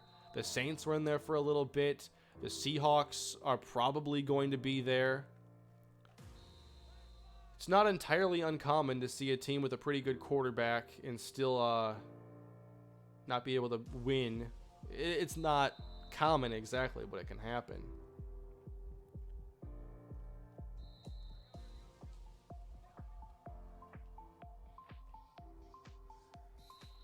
And then to break it up even further, you have teams who are kind of, starting off a rebuild. Kind of like what the Bills are doing right now. They just went to the playoffs where they have, a new quarterback. They're going to have still some significant change on that team. Then you have teams that are kind of in like year 2, and that would be the Bears. So they have added reasons to be excited. Bring back the Minecraft Let's Play. I'm a lot more knowledgeable about Minecraft now than I was when I was actually trying to make content. I like Minecraft. I've put a lot of hours into that game, actually. I wonder how many hours I put into, like, this game, though.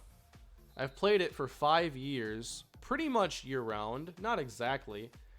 There was a time where I took a break in Minnesota, a time I didn't have a dynasty going a couple years ago, but I'm sure I have just hundreds of hours poured into this game.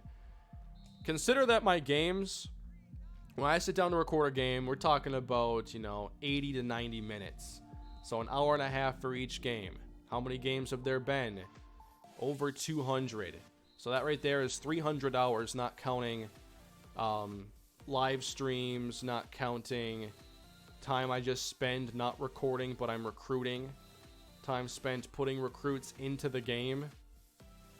Probably looking at like 600-700 hours into this game I've put. Favorite player on the Vikings, current roster and all time. All time would have to be Randy Moss. I mean, that was my introduction to being a Viking fan. The show that he would put on.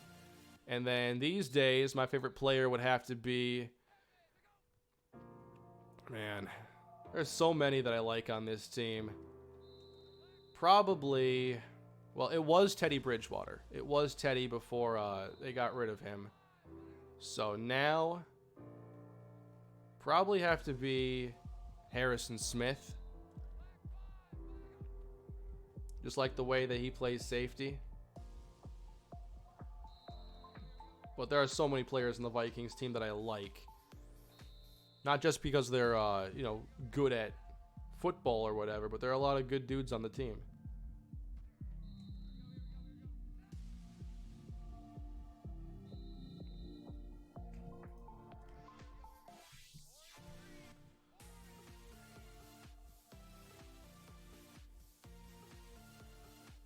Notice, too, that my favorite play in football is the pick six, and Harrison Smith is pretty good at that himself. I forget how many he has in his career, but I know he's pretty high on the Vikings' all-time stat for that. Yeah, Morton Anderson. Oh, man. Let's not talk about 98. I mean, that's the one I wasn't really a fan of. That's when I didn't follow the Vikings then. I don't remember 08's collapse in the NFC Championship game. I've seen it. I've watched after the fact.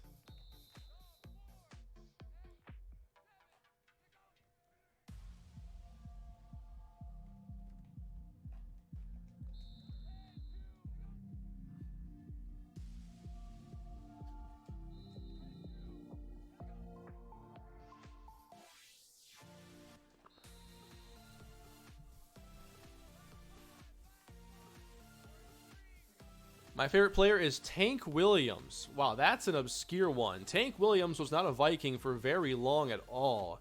He's on their roster an NFL tour, though. It was a very short while. And I don't remember him really doing anything. So that's an obscure one. It's like how I used to be a big fan of Mewelde Moore. He was like the Vikings' third down running back, and for some reason I really liked Mewelde Moore. I thought he was pretty good at his job.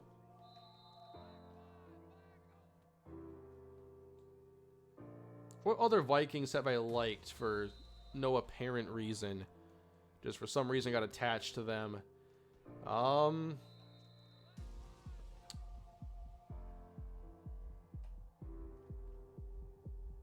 And no one say Teddy. There was a lot of reasons to like Teddy. Kane, the song I'm looking for is one you use often. It's a bit more upbeat. Let me try to find it.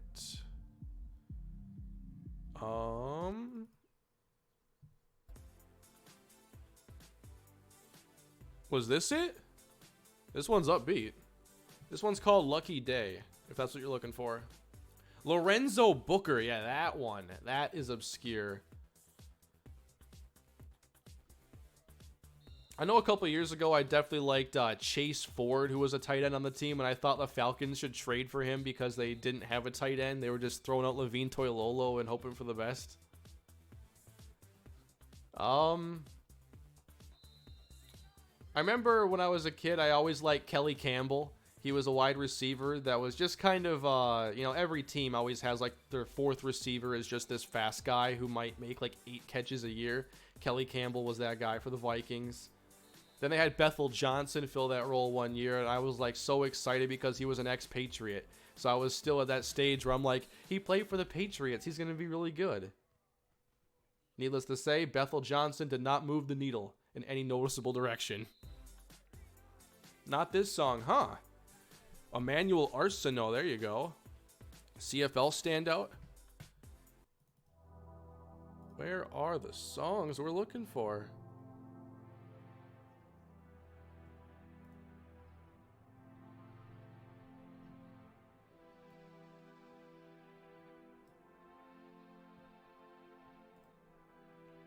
Shocked I haven't found it. This one's called Palm Trees. I doubt this is the one you're talking about. I don't think I did that one in that video.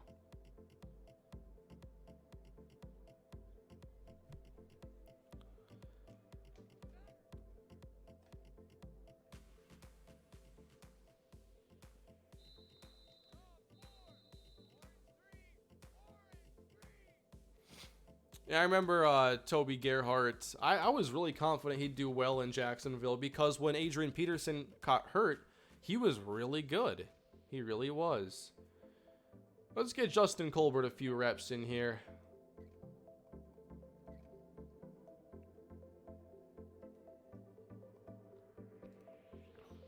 The song used in your last upload? I'm not sure.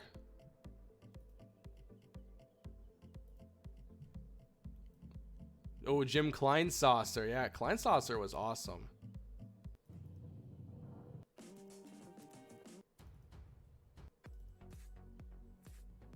Could it be this one?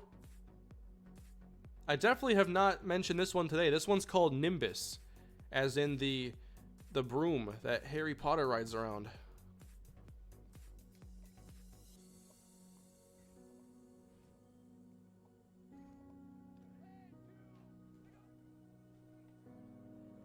It kind of goes through a little, like, it almost sounds somber for a while, and then it heats up a little bit.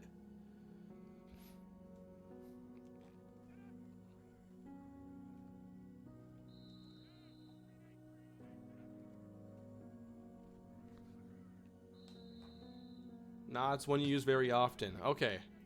So you're saying it was in the edited off season. Let me pull that up.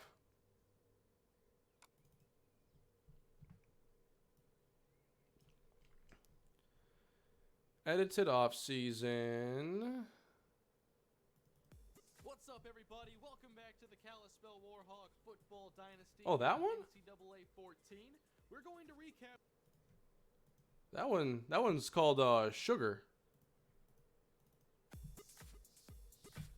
I play this one a lot. It's kind of a more generic upbeat track that I like using.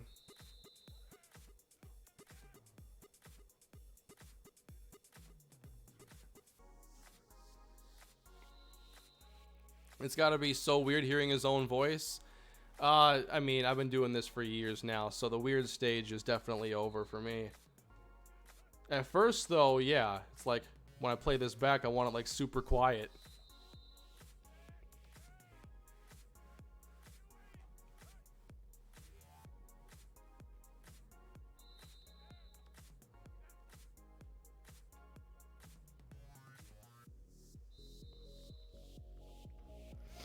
Who do you think is better, Harrison Smith or Anthony Barr? I think Harrison Smith is a much better safety than Barr is a linebacker right now, at this moment. Bernard Berrien was crazy for like a year and then forgot how to catch. Yeah, he had the 99-yard touchdown from Gus Frerotte. That was pretty cool. This is it. Yeah, this one's called Sugar.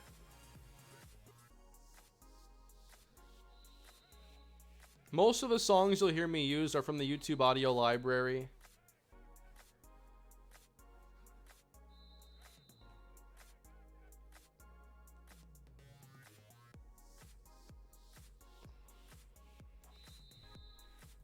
Would you say Vikings was your best series ever?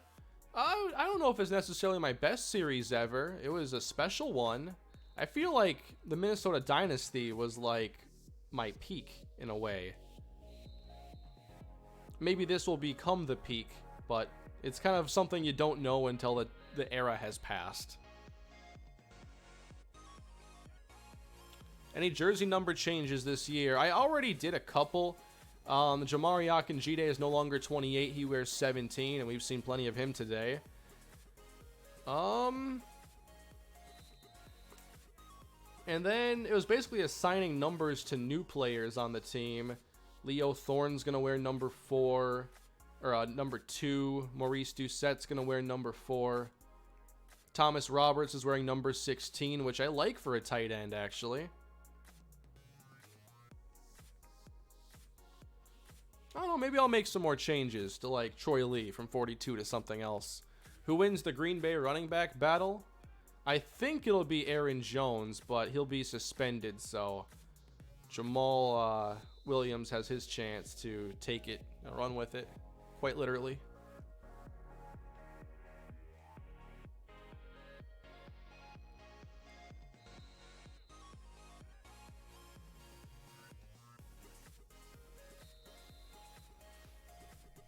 Yeah, if Madden 12 didn't have the potential system, it would have been a much better game. I'll never forget having Kenyon Barner in there and going from him being a Pro Bowl kick returner and then having the F potential drop his speed like 15 points in 1 year. It was just unbelievable.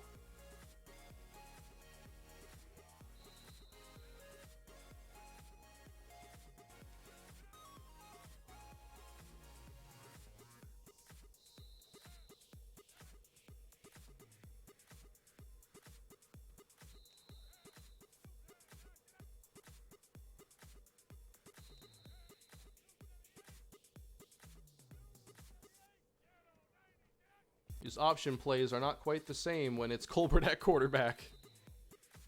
I think Ty Montgomery's going to take it. I like Ty Montgomery at running back a lot. I guess, like, from a neutral perspective, I'd like to see Ty Montgomery win it. But I feel like the injury concerns there are going to scare off the coaches, and they'll probably be relegated to kind of a hybrid role.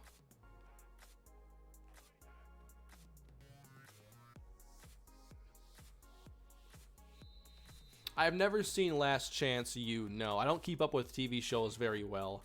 I watch a lot of Bob's Burgers.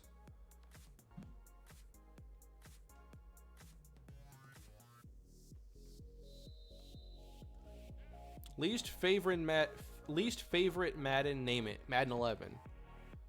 There was no defense in that game. And their big upgrade going into that one was game flow from 365 plays down to 1 or whatever it was. Talking about how, oh, now the game is going to pick your play and you can play it in half the time. Like, no. No. When will week 1 be up? I'm hoping this weekend. I've got to get the recruits from Blackjack and they got to get put into the game, which is a process all on its own. Madden 11 was terrible. The last game I played on it, I think I streamed it or something. It was like, there was just a million points scored and there was no defense whatsoever. I have not done red shirts yet because I'm playing with some players that I want to red shirt. And so if I red shirt them and then play with them, it burns the red shirt right there and then.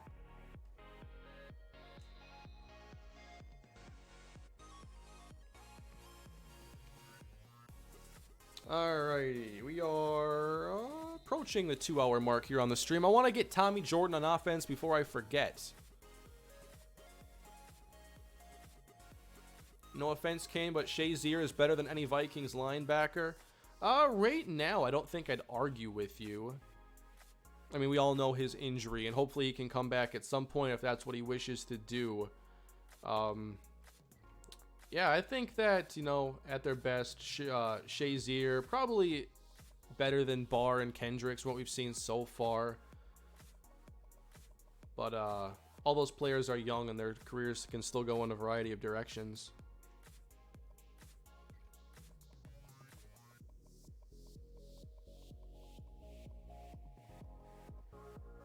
I need Tommy Jordan here, not Jaden Jordan. Where's Tommy Jordan on this list? There's TJ. Now on defense, I want to get Maurice Doucette out there. He was our 4-star that we got this year, so I'd like to see more of him.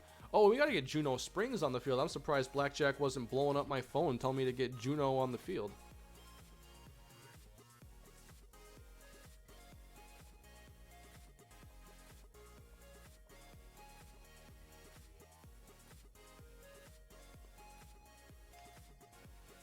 Now, Season 4 is going to be the end of the Bears franchise. There's just not much time remaining.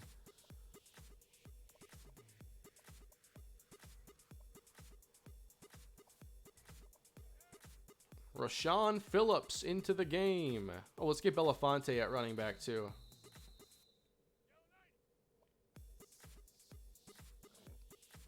If I had to start one at quarterback for a game, who would you pick? Payment or Bo Lee? I'd have to go with Dustin Payment. Dustin Payment's a 77 overall quarterback, where Bo Lee is a 56 right now. Speed is similar, and for throwing, Payment is a much better passer.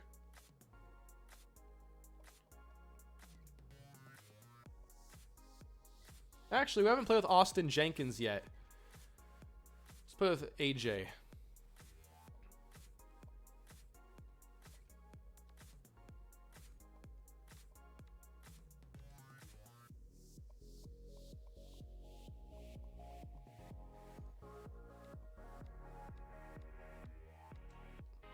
Trying to find a good formation to go with here.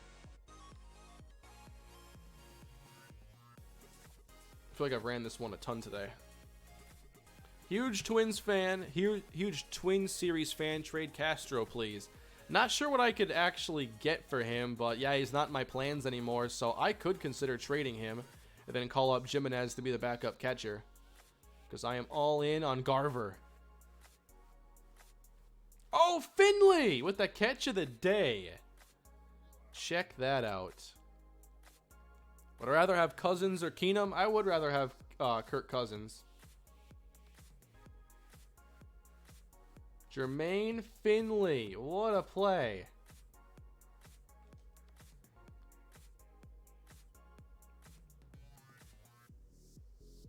Oh, wow. First name Austin, middle name not Safarian, last name Jenkins. Austin Jenkins. I did not make that connection somehow. Hey, it's Tommy Jordan.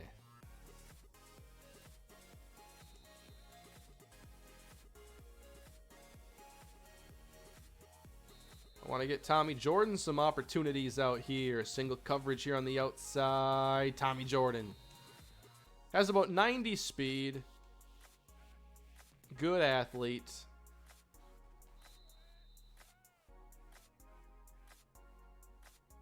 Ooh, Austin Jenkins. Yeah, I'd compare him to Kyle Thomas, and on that one play, he felt a lot like Kyle Thomas.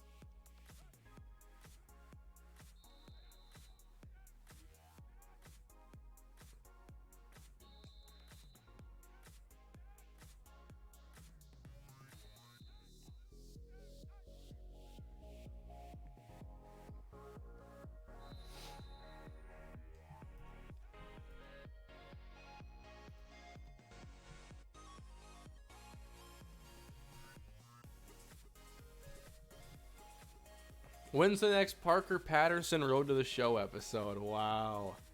There's a question. Can't say. Yeah, we'll get Tommy Jordan a couple chances, I think, this year. Might have to take an injury for him to see any real playing time. But between safety, corner, and wide receiver, he can definitely contribute.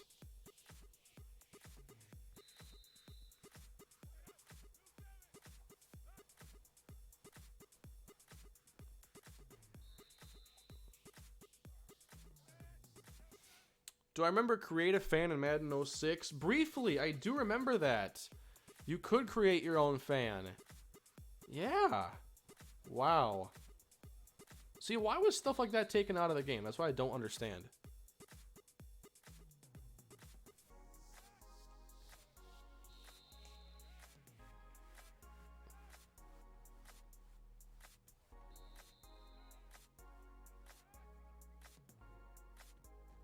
Oh, wow, what a hit. That was Bozeman. All right, Bozeman wants to get some more snaps, it appears.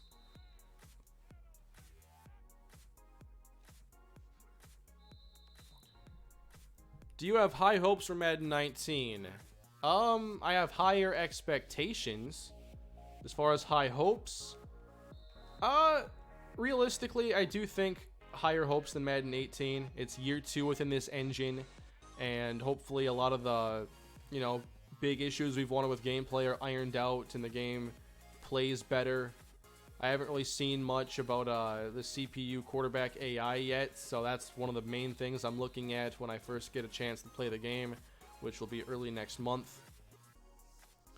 So, yeah, I think it's definitely a big year for the series because last year, Madden 18 did not do enough better than Madden 17. It got better in some areas, but it also got worse in some areas, and the game really can't afford to be getting any worse anywhere. Yeah, I remember when you can make your own playbook and even customize your routes.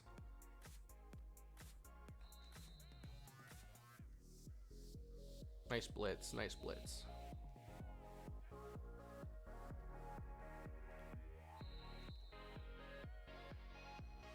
One thing I wanted to let you guys know also is that in the somewhat near future, you may start seeing some more sponsorships from me, whether it be like episodes of like my franchises that are sponsored or wherever.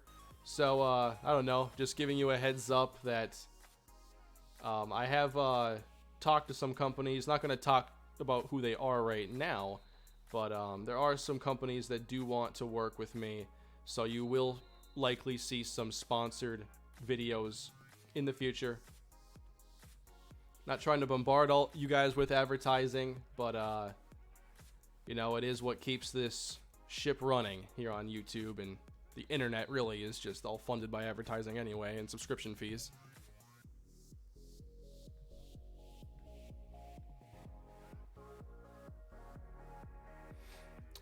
No cashew sponsorship, but I absolutely would love a cashew sponsorship.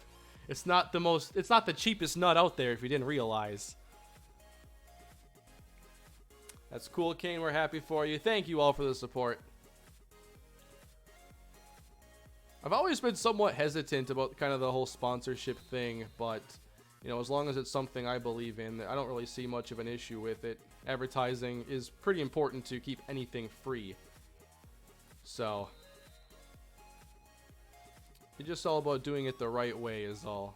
And I guess I overthink just about everything there is to overthink, so just wanted to share that all with you guys. Oh, Tommy Jordan.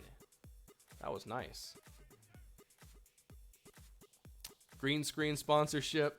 No, I've been looking at some lighting though. I want to get, I need to think about what I can do with the room that I have, because I'm pretty, I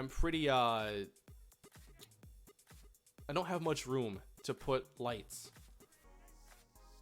But I'm sure there's something that I can put on my desk that can make it so the green screen's a bit more usable. I know I have like a window over here, so that does affect things. I got an overhead light. I watch so many YouTubers that make it all look so easy, so I know that it can't be that difficult. Lighting is not like rocket science or anything, but it's not something I've ever really had to work on. So it's still somewhat new for me.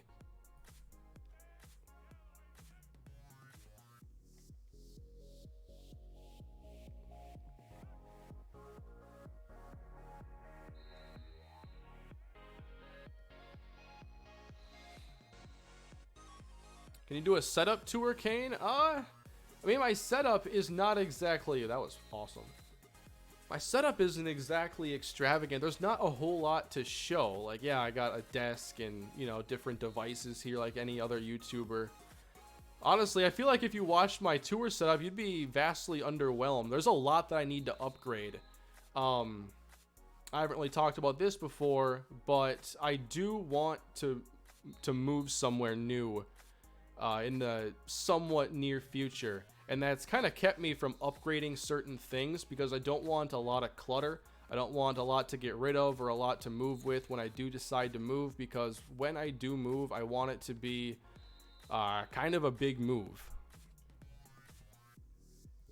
So that's one reason why I haven't really invested a lot into like new monitors or a new desktop TV. I haven't seen it as super necessary, and I just don't want a bunch of clutter. Although I could always like donate certain things or whatever that I no longer have a use for. I tend to stick with things for a long time because I don't want to be in that, you know, constant catch-up mode where it's like, gotta have new this, gotta have new that.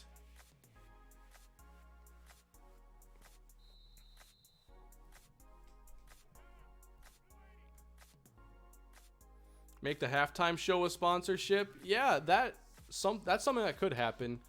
It's just I think most companies would like it to be earlier in a video. But otherwise, yeah, that would be logical.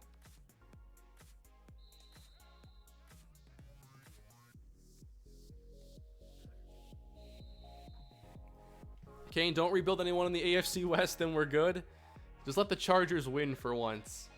Let's see if they can handle it. I wonder if the Chargers are like Vegas favorites going into this year for the division.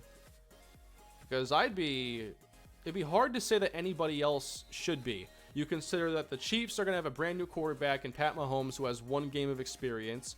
Then you have the Broncos, who just added Case Keenum, who's had 1 year of real relevance. And then you have the Raiders, who just got John Gruden to a $100 million contract.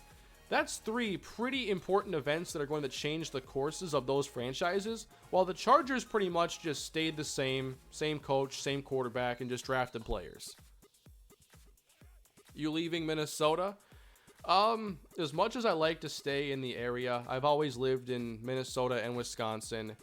I live in Wisconsin right now, but I'm always close to Minnesota and spend a lot of my time in Minnesota. I do think that I'll be leaving the area.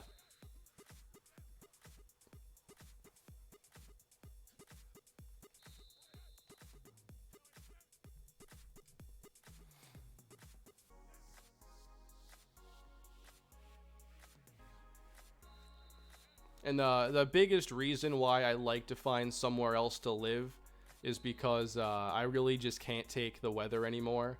And I'm tired of living 2 lifestyles throughout the year. I got the summertime lifestyle where I can wake up in the morning and go for like a 40-minute walk every day and like listen to an audiobook and just kind of like chill out and start my day in a relaxing fashion. And then I got, you know, the other lifestyle where it's like I wake up, gotta put on like a coat so I can go outside, and can't really, you know, go for a walk. It's not fun to like leave the house and do anything. Don't even want to go out to eat. I'm tired of living 2 lifestyles. I want to live somewhere where I can kind of live the same lifestyle year round. No, I'm not moving to LA. No, I don't think I'd ever move to Los Angeles. I like Southern California a lot. Right now, I'm thinking more like Texas, which I know extreme heat is something I'm not as familiar with. In like Minnesota, you get I'd say a semi-extreme summer sometimes, where the temperature is around the 90s and you get a lot of humidity and a lot of thunderstorms. But I've been in like Orlando during August, and that's nothing. That's another level compared to what I've experienced in like Minnesota. But I think if I had to pick one, I'll take the few months of unbearable heat over the few months of unbearable cold all day. At least I don't gotta put on a jacket and heat up my car before I drive off somewhere, and like constantly procrastinate buying groceries because I don't want to go out.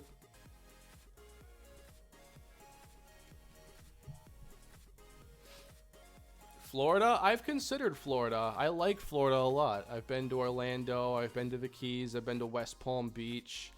But if I were to move to Florida, I would want it to probably be more in like the Tampa, St. Pete area, on that side of the state.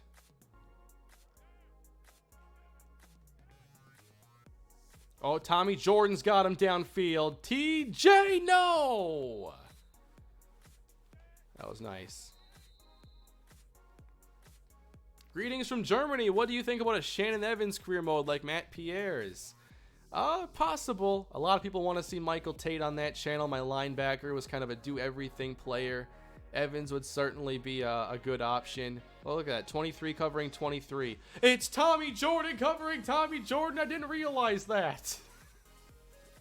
I didn't realize it. What's wrong with Miami? Nothing's wrong with Miami. I guess I just prefer some less densely populated areas is all.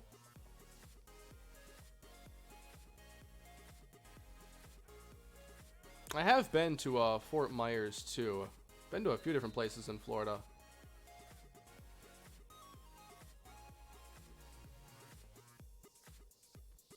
No, I want to go to Miami sometime. I'll definitely make it down there at some point. Want to see what that's all about.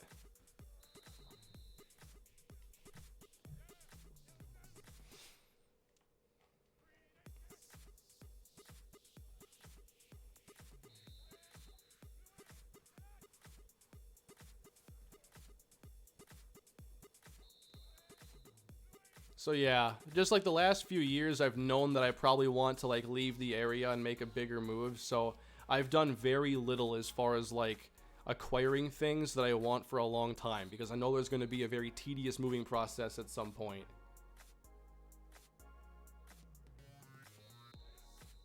That and like the stuff I have, like if something was a deal breaker, like if something wasn't working or if something just wasn't up to par, then I would upgrade it then and there. But as far as like, I play on the monitors I use are actually pretty old. And it's just because like I don't need anything better. I don't need 4K monitors right now. I would like probably another new monitor, just because I have one that's really old, but I don't know. I usually wait a long time before I upgrade things and try to get a deal. That's how I always been. I got this TV here on clearance somewhere that I play on for my stuff, but otherwise, like my living room TV was the TV I got for my 15th birthday. So I'm 25, do the math. And I just got a new TV like a couple months ago. I don't like to upgrade things very much. Where were you born? I was born in Minnesota. And then I grew up in both Minnesota and Wisconsin. Went to school in Wisconsin, but I spent like every weekend in Minnesota, all my summers in Minnesota. So I feel like I grew up more in Minnesota than Wisconsin. And I've lived in Minnesota periodically as well. So to me, Minnesota's always and will always be home. But I think I'm done with winter.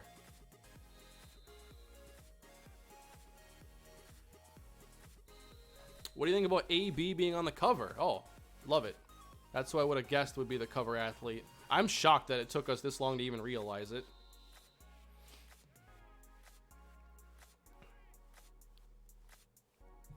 Chat is like NBA players trying to recruit LeBron right now with Kane's move. That's hilarious. Denver is by far the best, plus we get a lot of Viking games. I can't I don't want to be anywhere where there's snow, so that kind of limits where I can go. All I ever hear when people talk about Colorado is how beautiful it is there. And I'm sure it is, but it's hard for me to appreciate beauty when my idea of winter is, you know, like negative 20 degrees in a car with no heat. Been there, done that.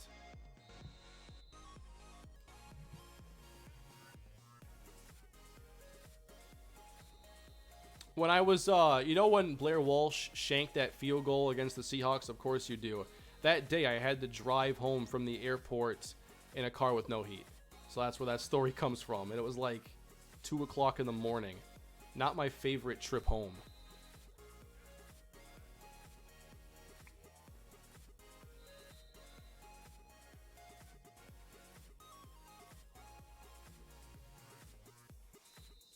Where can we find the sliders you use for this series? I will show you after practice here, which we're going to wrap up momentarily. We've ran through a number of plays here. I'm kind of on autopilot right now. But there are a lot of players to be excited about. Thomas Roberts, Jamari Akinjide. It's not always the best here to showcase certain positions like the defensive line. This nickel formation, the only one I can really choose for, is a 2-4-5, so already that's taking defensive ends off the field. So I might make a preseason video. Depends how quickly week 1 is going to happen. I might make a video to bridge that gap and just to add some more context to certain players. Whatever you do, don't come here to New England. I'm gonna bring some of that Viking luck to your way. How about that? No more fun with the Celtics. No more fun with the Bruins. No more Super Bowls with the Patriots. I'm coming to ruin everything.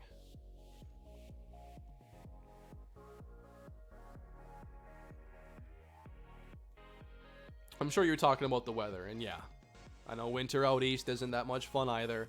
Honestly, in recent years, I think that those of you that are in, like, you know, New England or like New York out there, you might have it worse than me for winter because you guys have gotten all the big storms. Like, we had a couple blizzards this year, but I think the stuff that you guys have dealt with the last few winters are worse. Now, we still probably got everybody beat in terms of cold, but snow messes stuff up. That amount of snow does.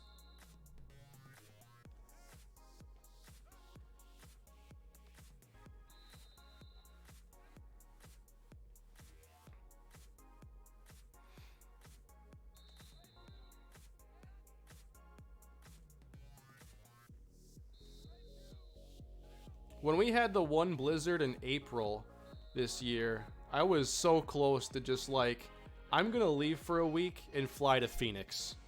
Like, I was there was one day where it started like really snowing hard, and I'm like, I just sat there looking at flights for like 4 hours. Like, maybe I should go to Phoenix. Maybe we should go to Los Angeles. Didn't do it, obviously.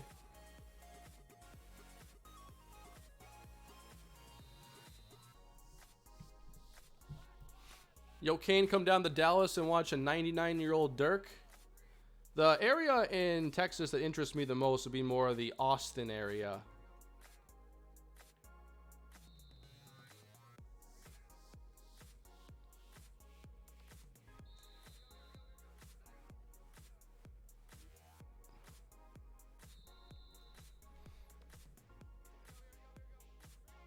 It's so hot in Arizona that cars are actually melting, my dude. Well, that doesn't sound ideal then. Can't make cars out of plastic anymore. Whoa, got this. That worked out better than I thought it was going to, and it's caught!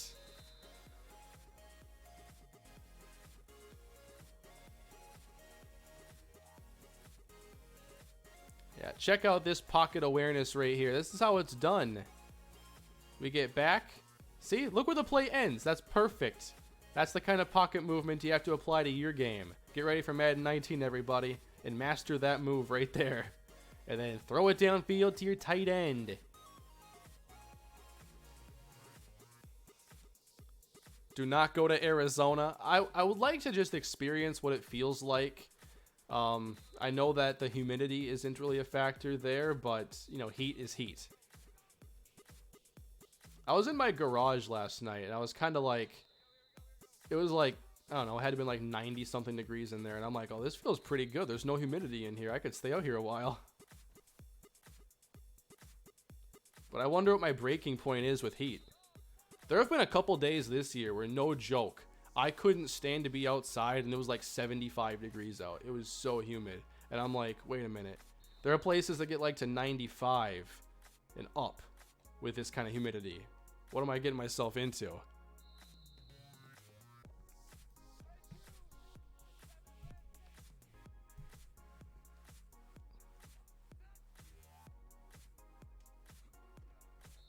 I'm not sure what the hottest I've ever experienced is. It's definitely in Minnesota because most of the time I've gone south has been like in the winter.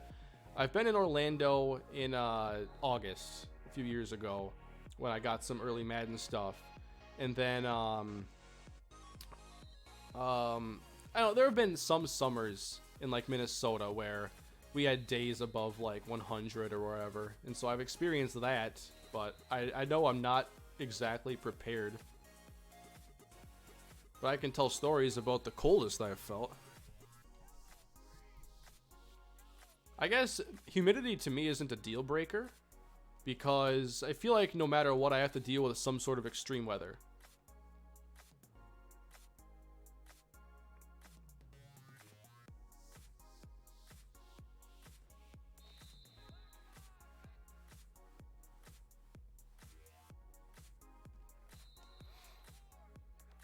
Minnesota is extremely humid, but when you do get a spring, which isn't every year, sometimes winter just sticks around, a real spring in like Minnesota is about the most perfect weather that you can get. Like 75 with limited humidity. It's perfect, but it shows up for like 7 days.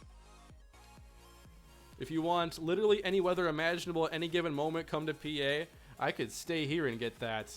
My goodness. I've had days where it wakes up with clear skies and 2 hours later I'm trying to commentate and a thunderstorm hits. And then it passes and it's nice again. And then you get blizzards in April, so it's perfect.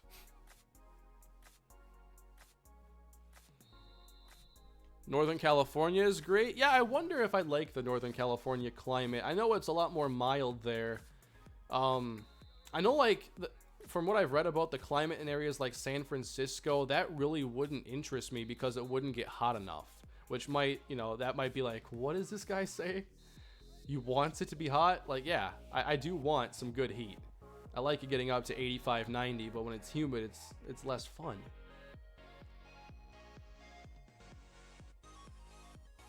I don't want to have to live somewhere where like I wear a sweatshirt like every week.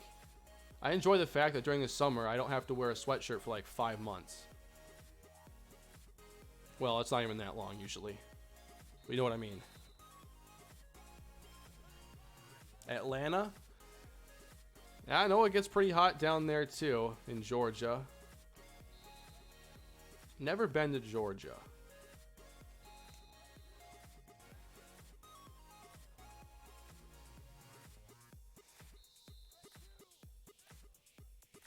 Anybody live in like Nantucket? I've always wondered what it's like there in like the most mild climate I could think of.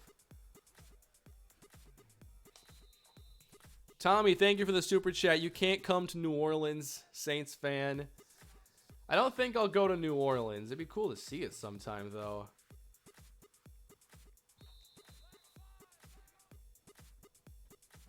Yeah, it'd be a cool case study. When a Viking fan moves somewhere else, does that place automatically become worse? Do they deal with more sports heartbreak? That'd be a cool little experiment.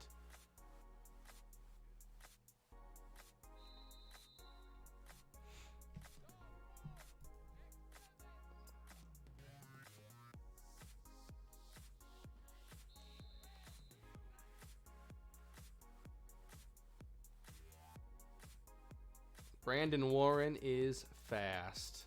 Not that you needed any kind of a reminder. Alright, that's going to wrap up practice today. We got a couple good hours of practice in here. Kind of like a real football practice would be, right? We all broke a sweat, I think. Switch the music, please. We're wrapping up here.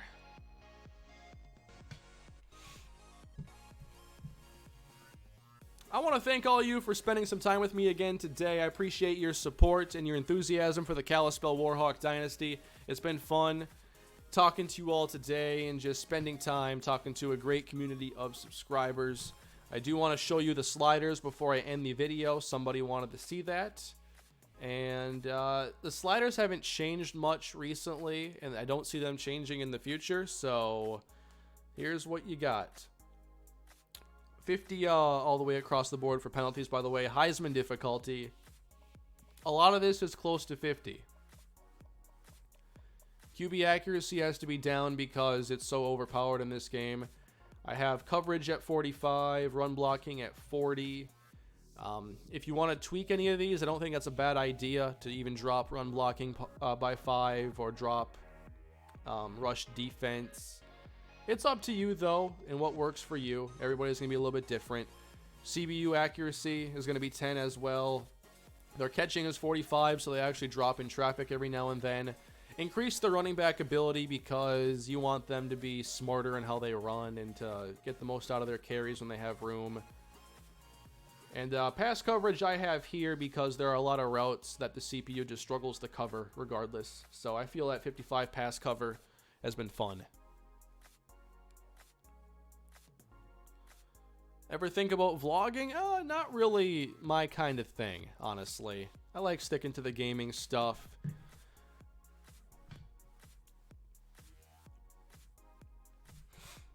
So there you have it, everybody. Kalispell Dynasty, practice in the books. I appreciate all of you once again.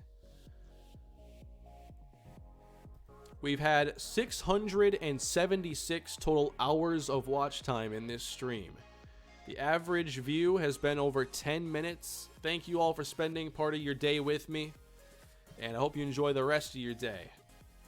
And with that, I believe I'm all caught up here on Super Chats. So have a good one, everybody. It's been real. I'll see you again soon. Have a great rest of your day.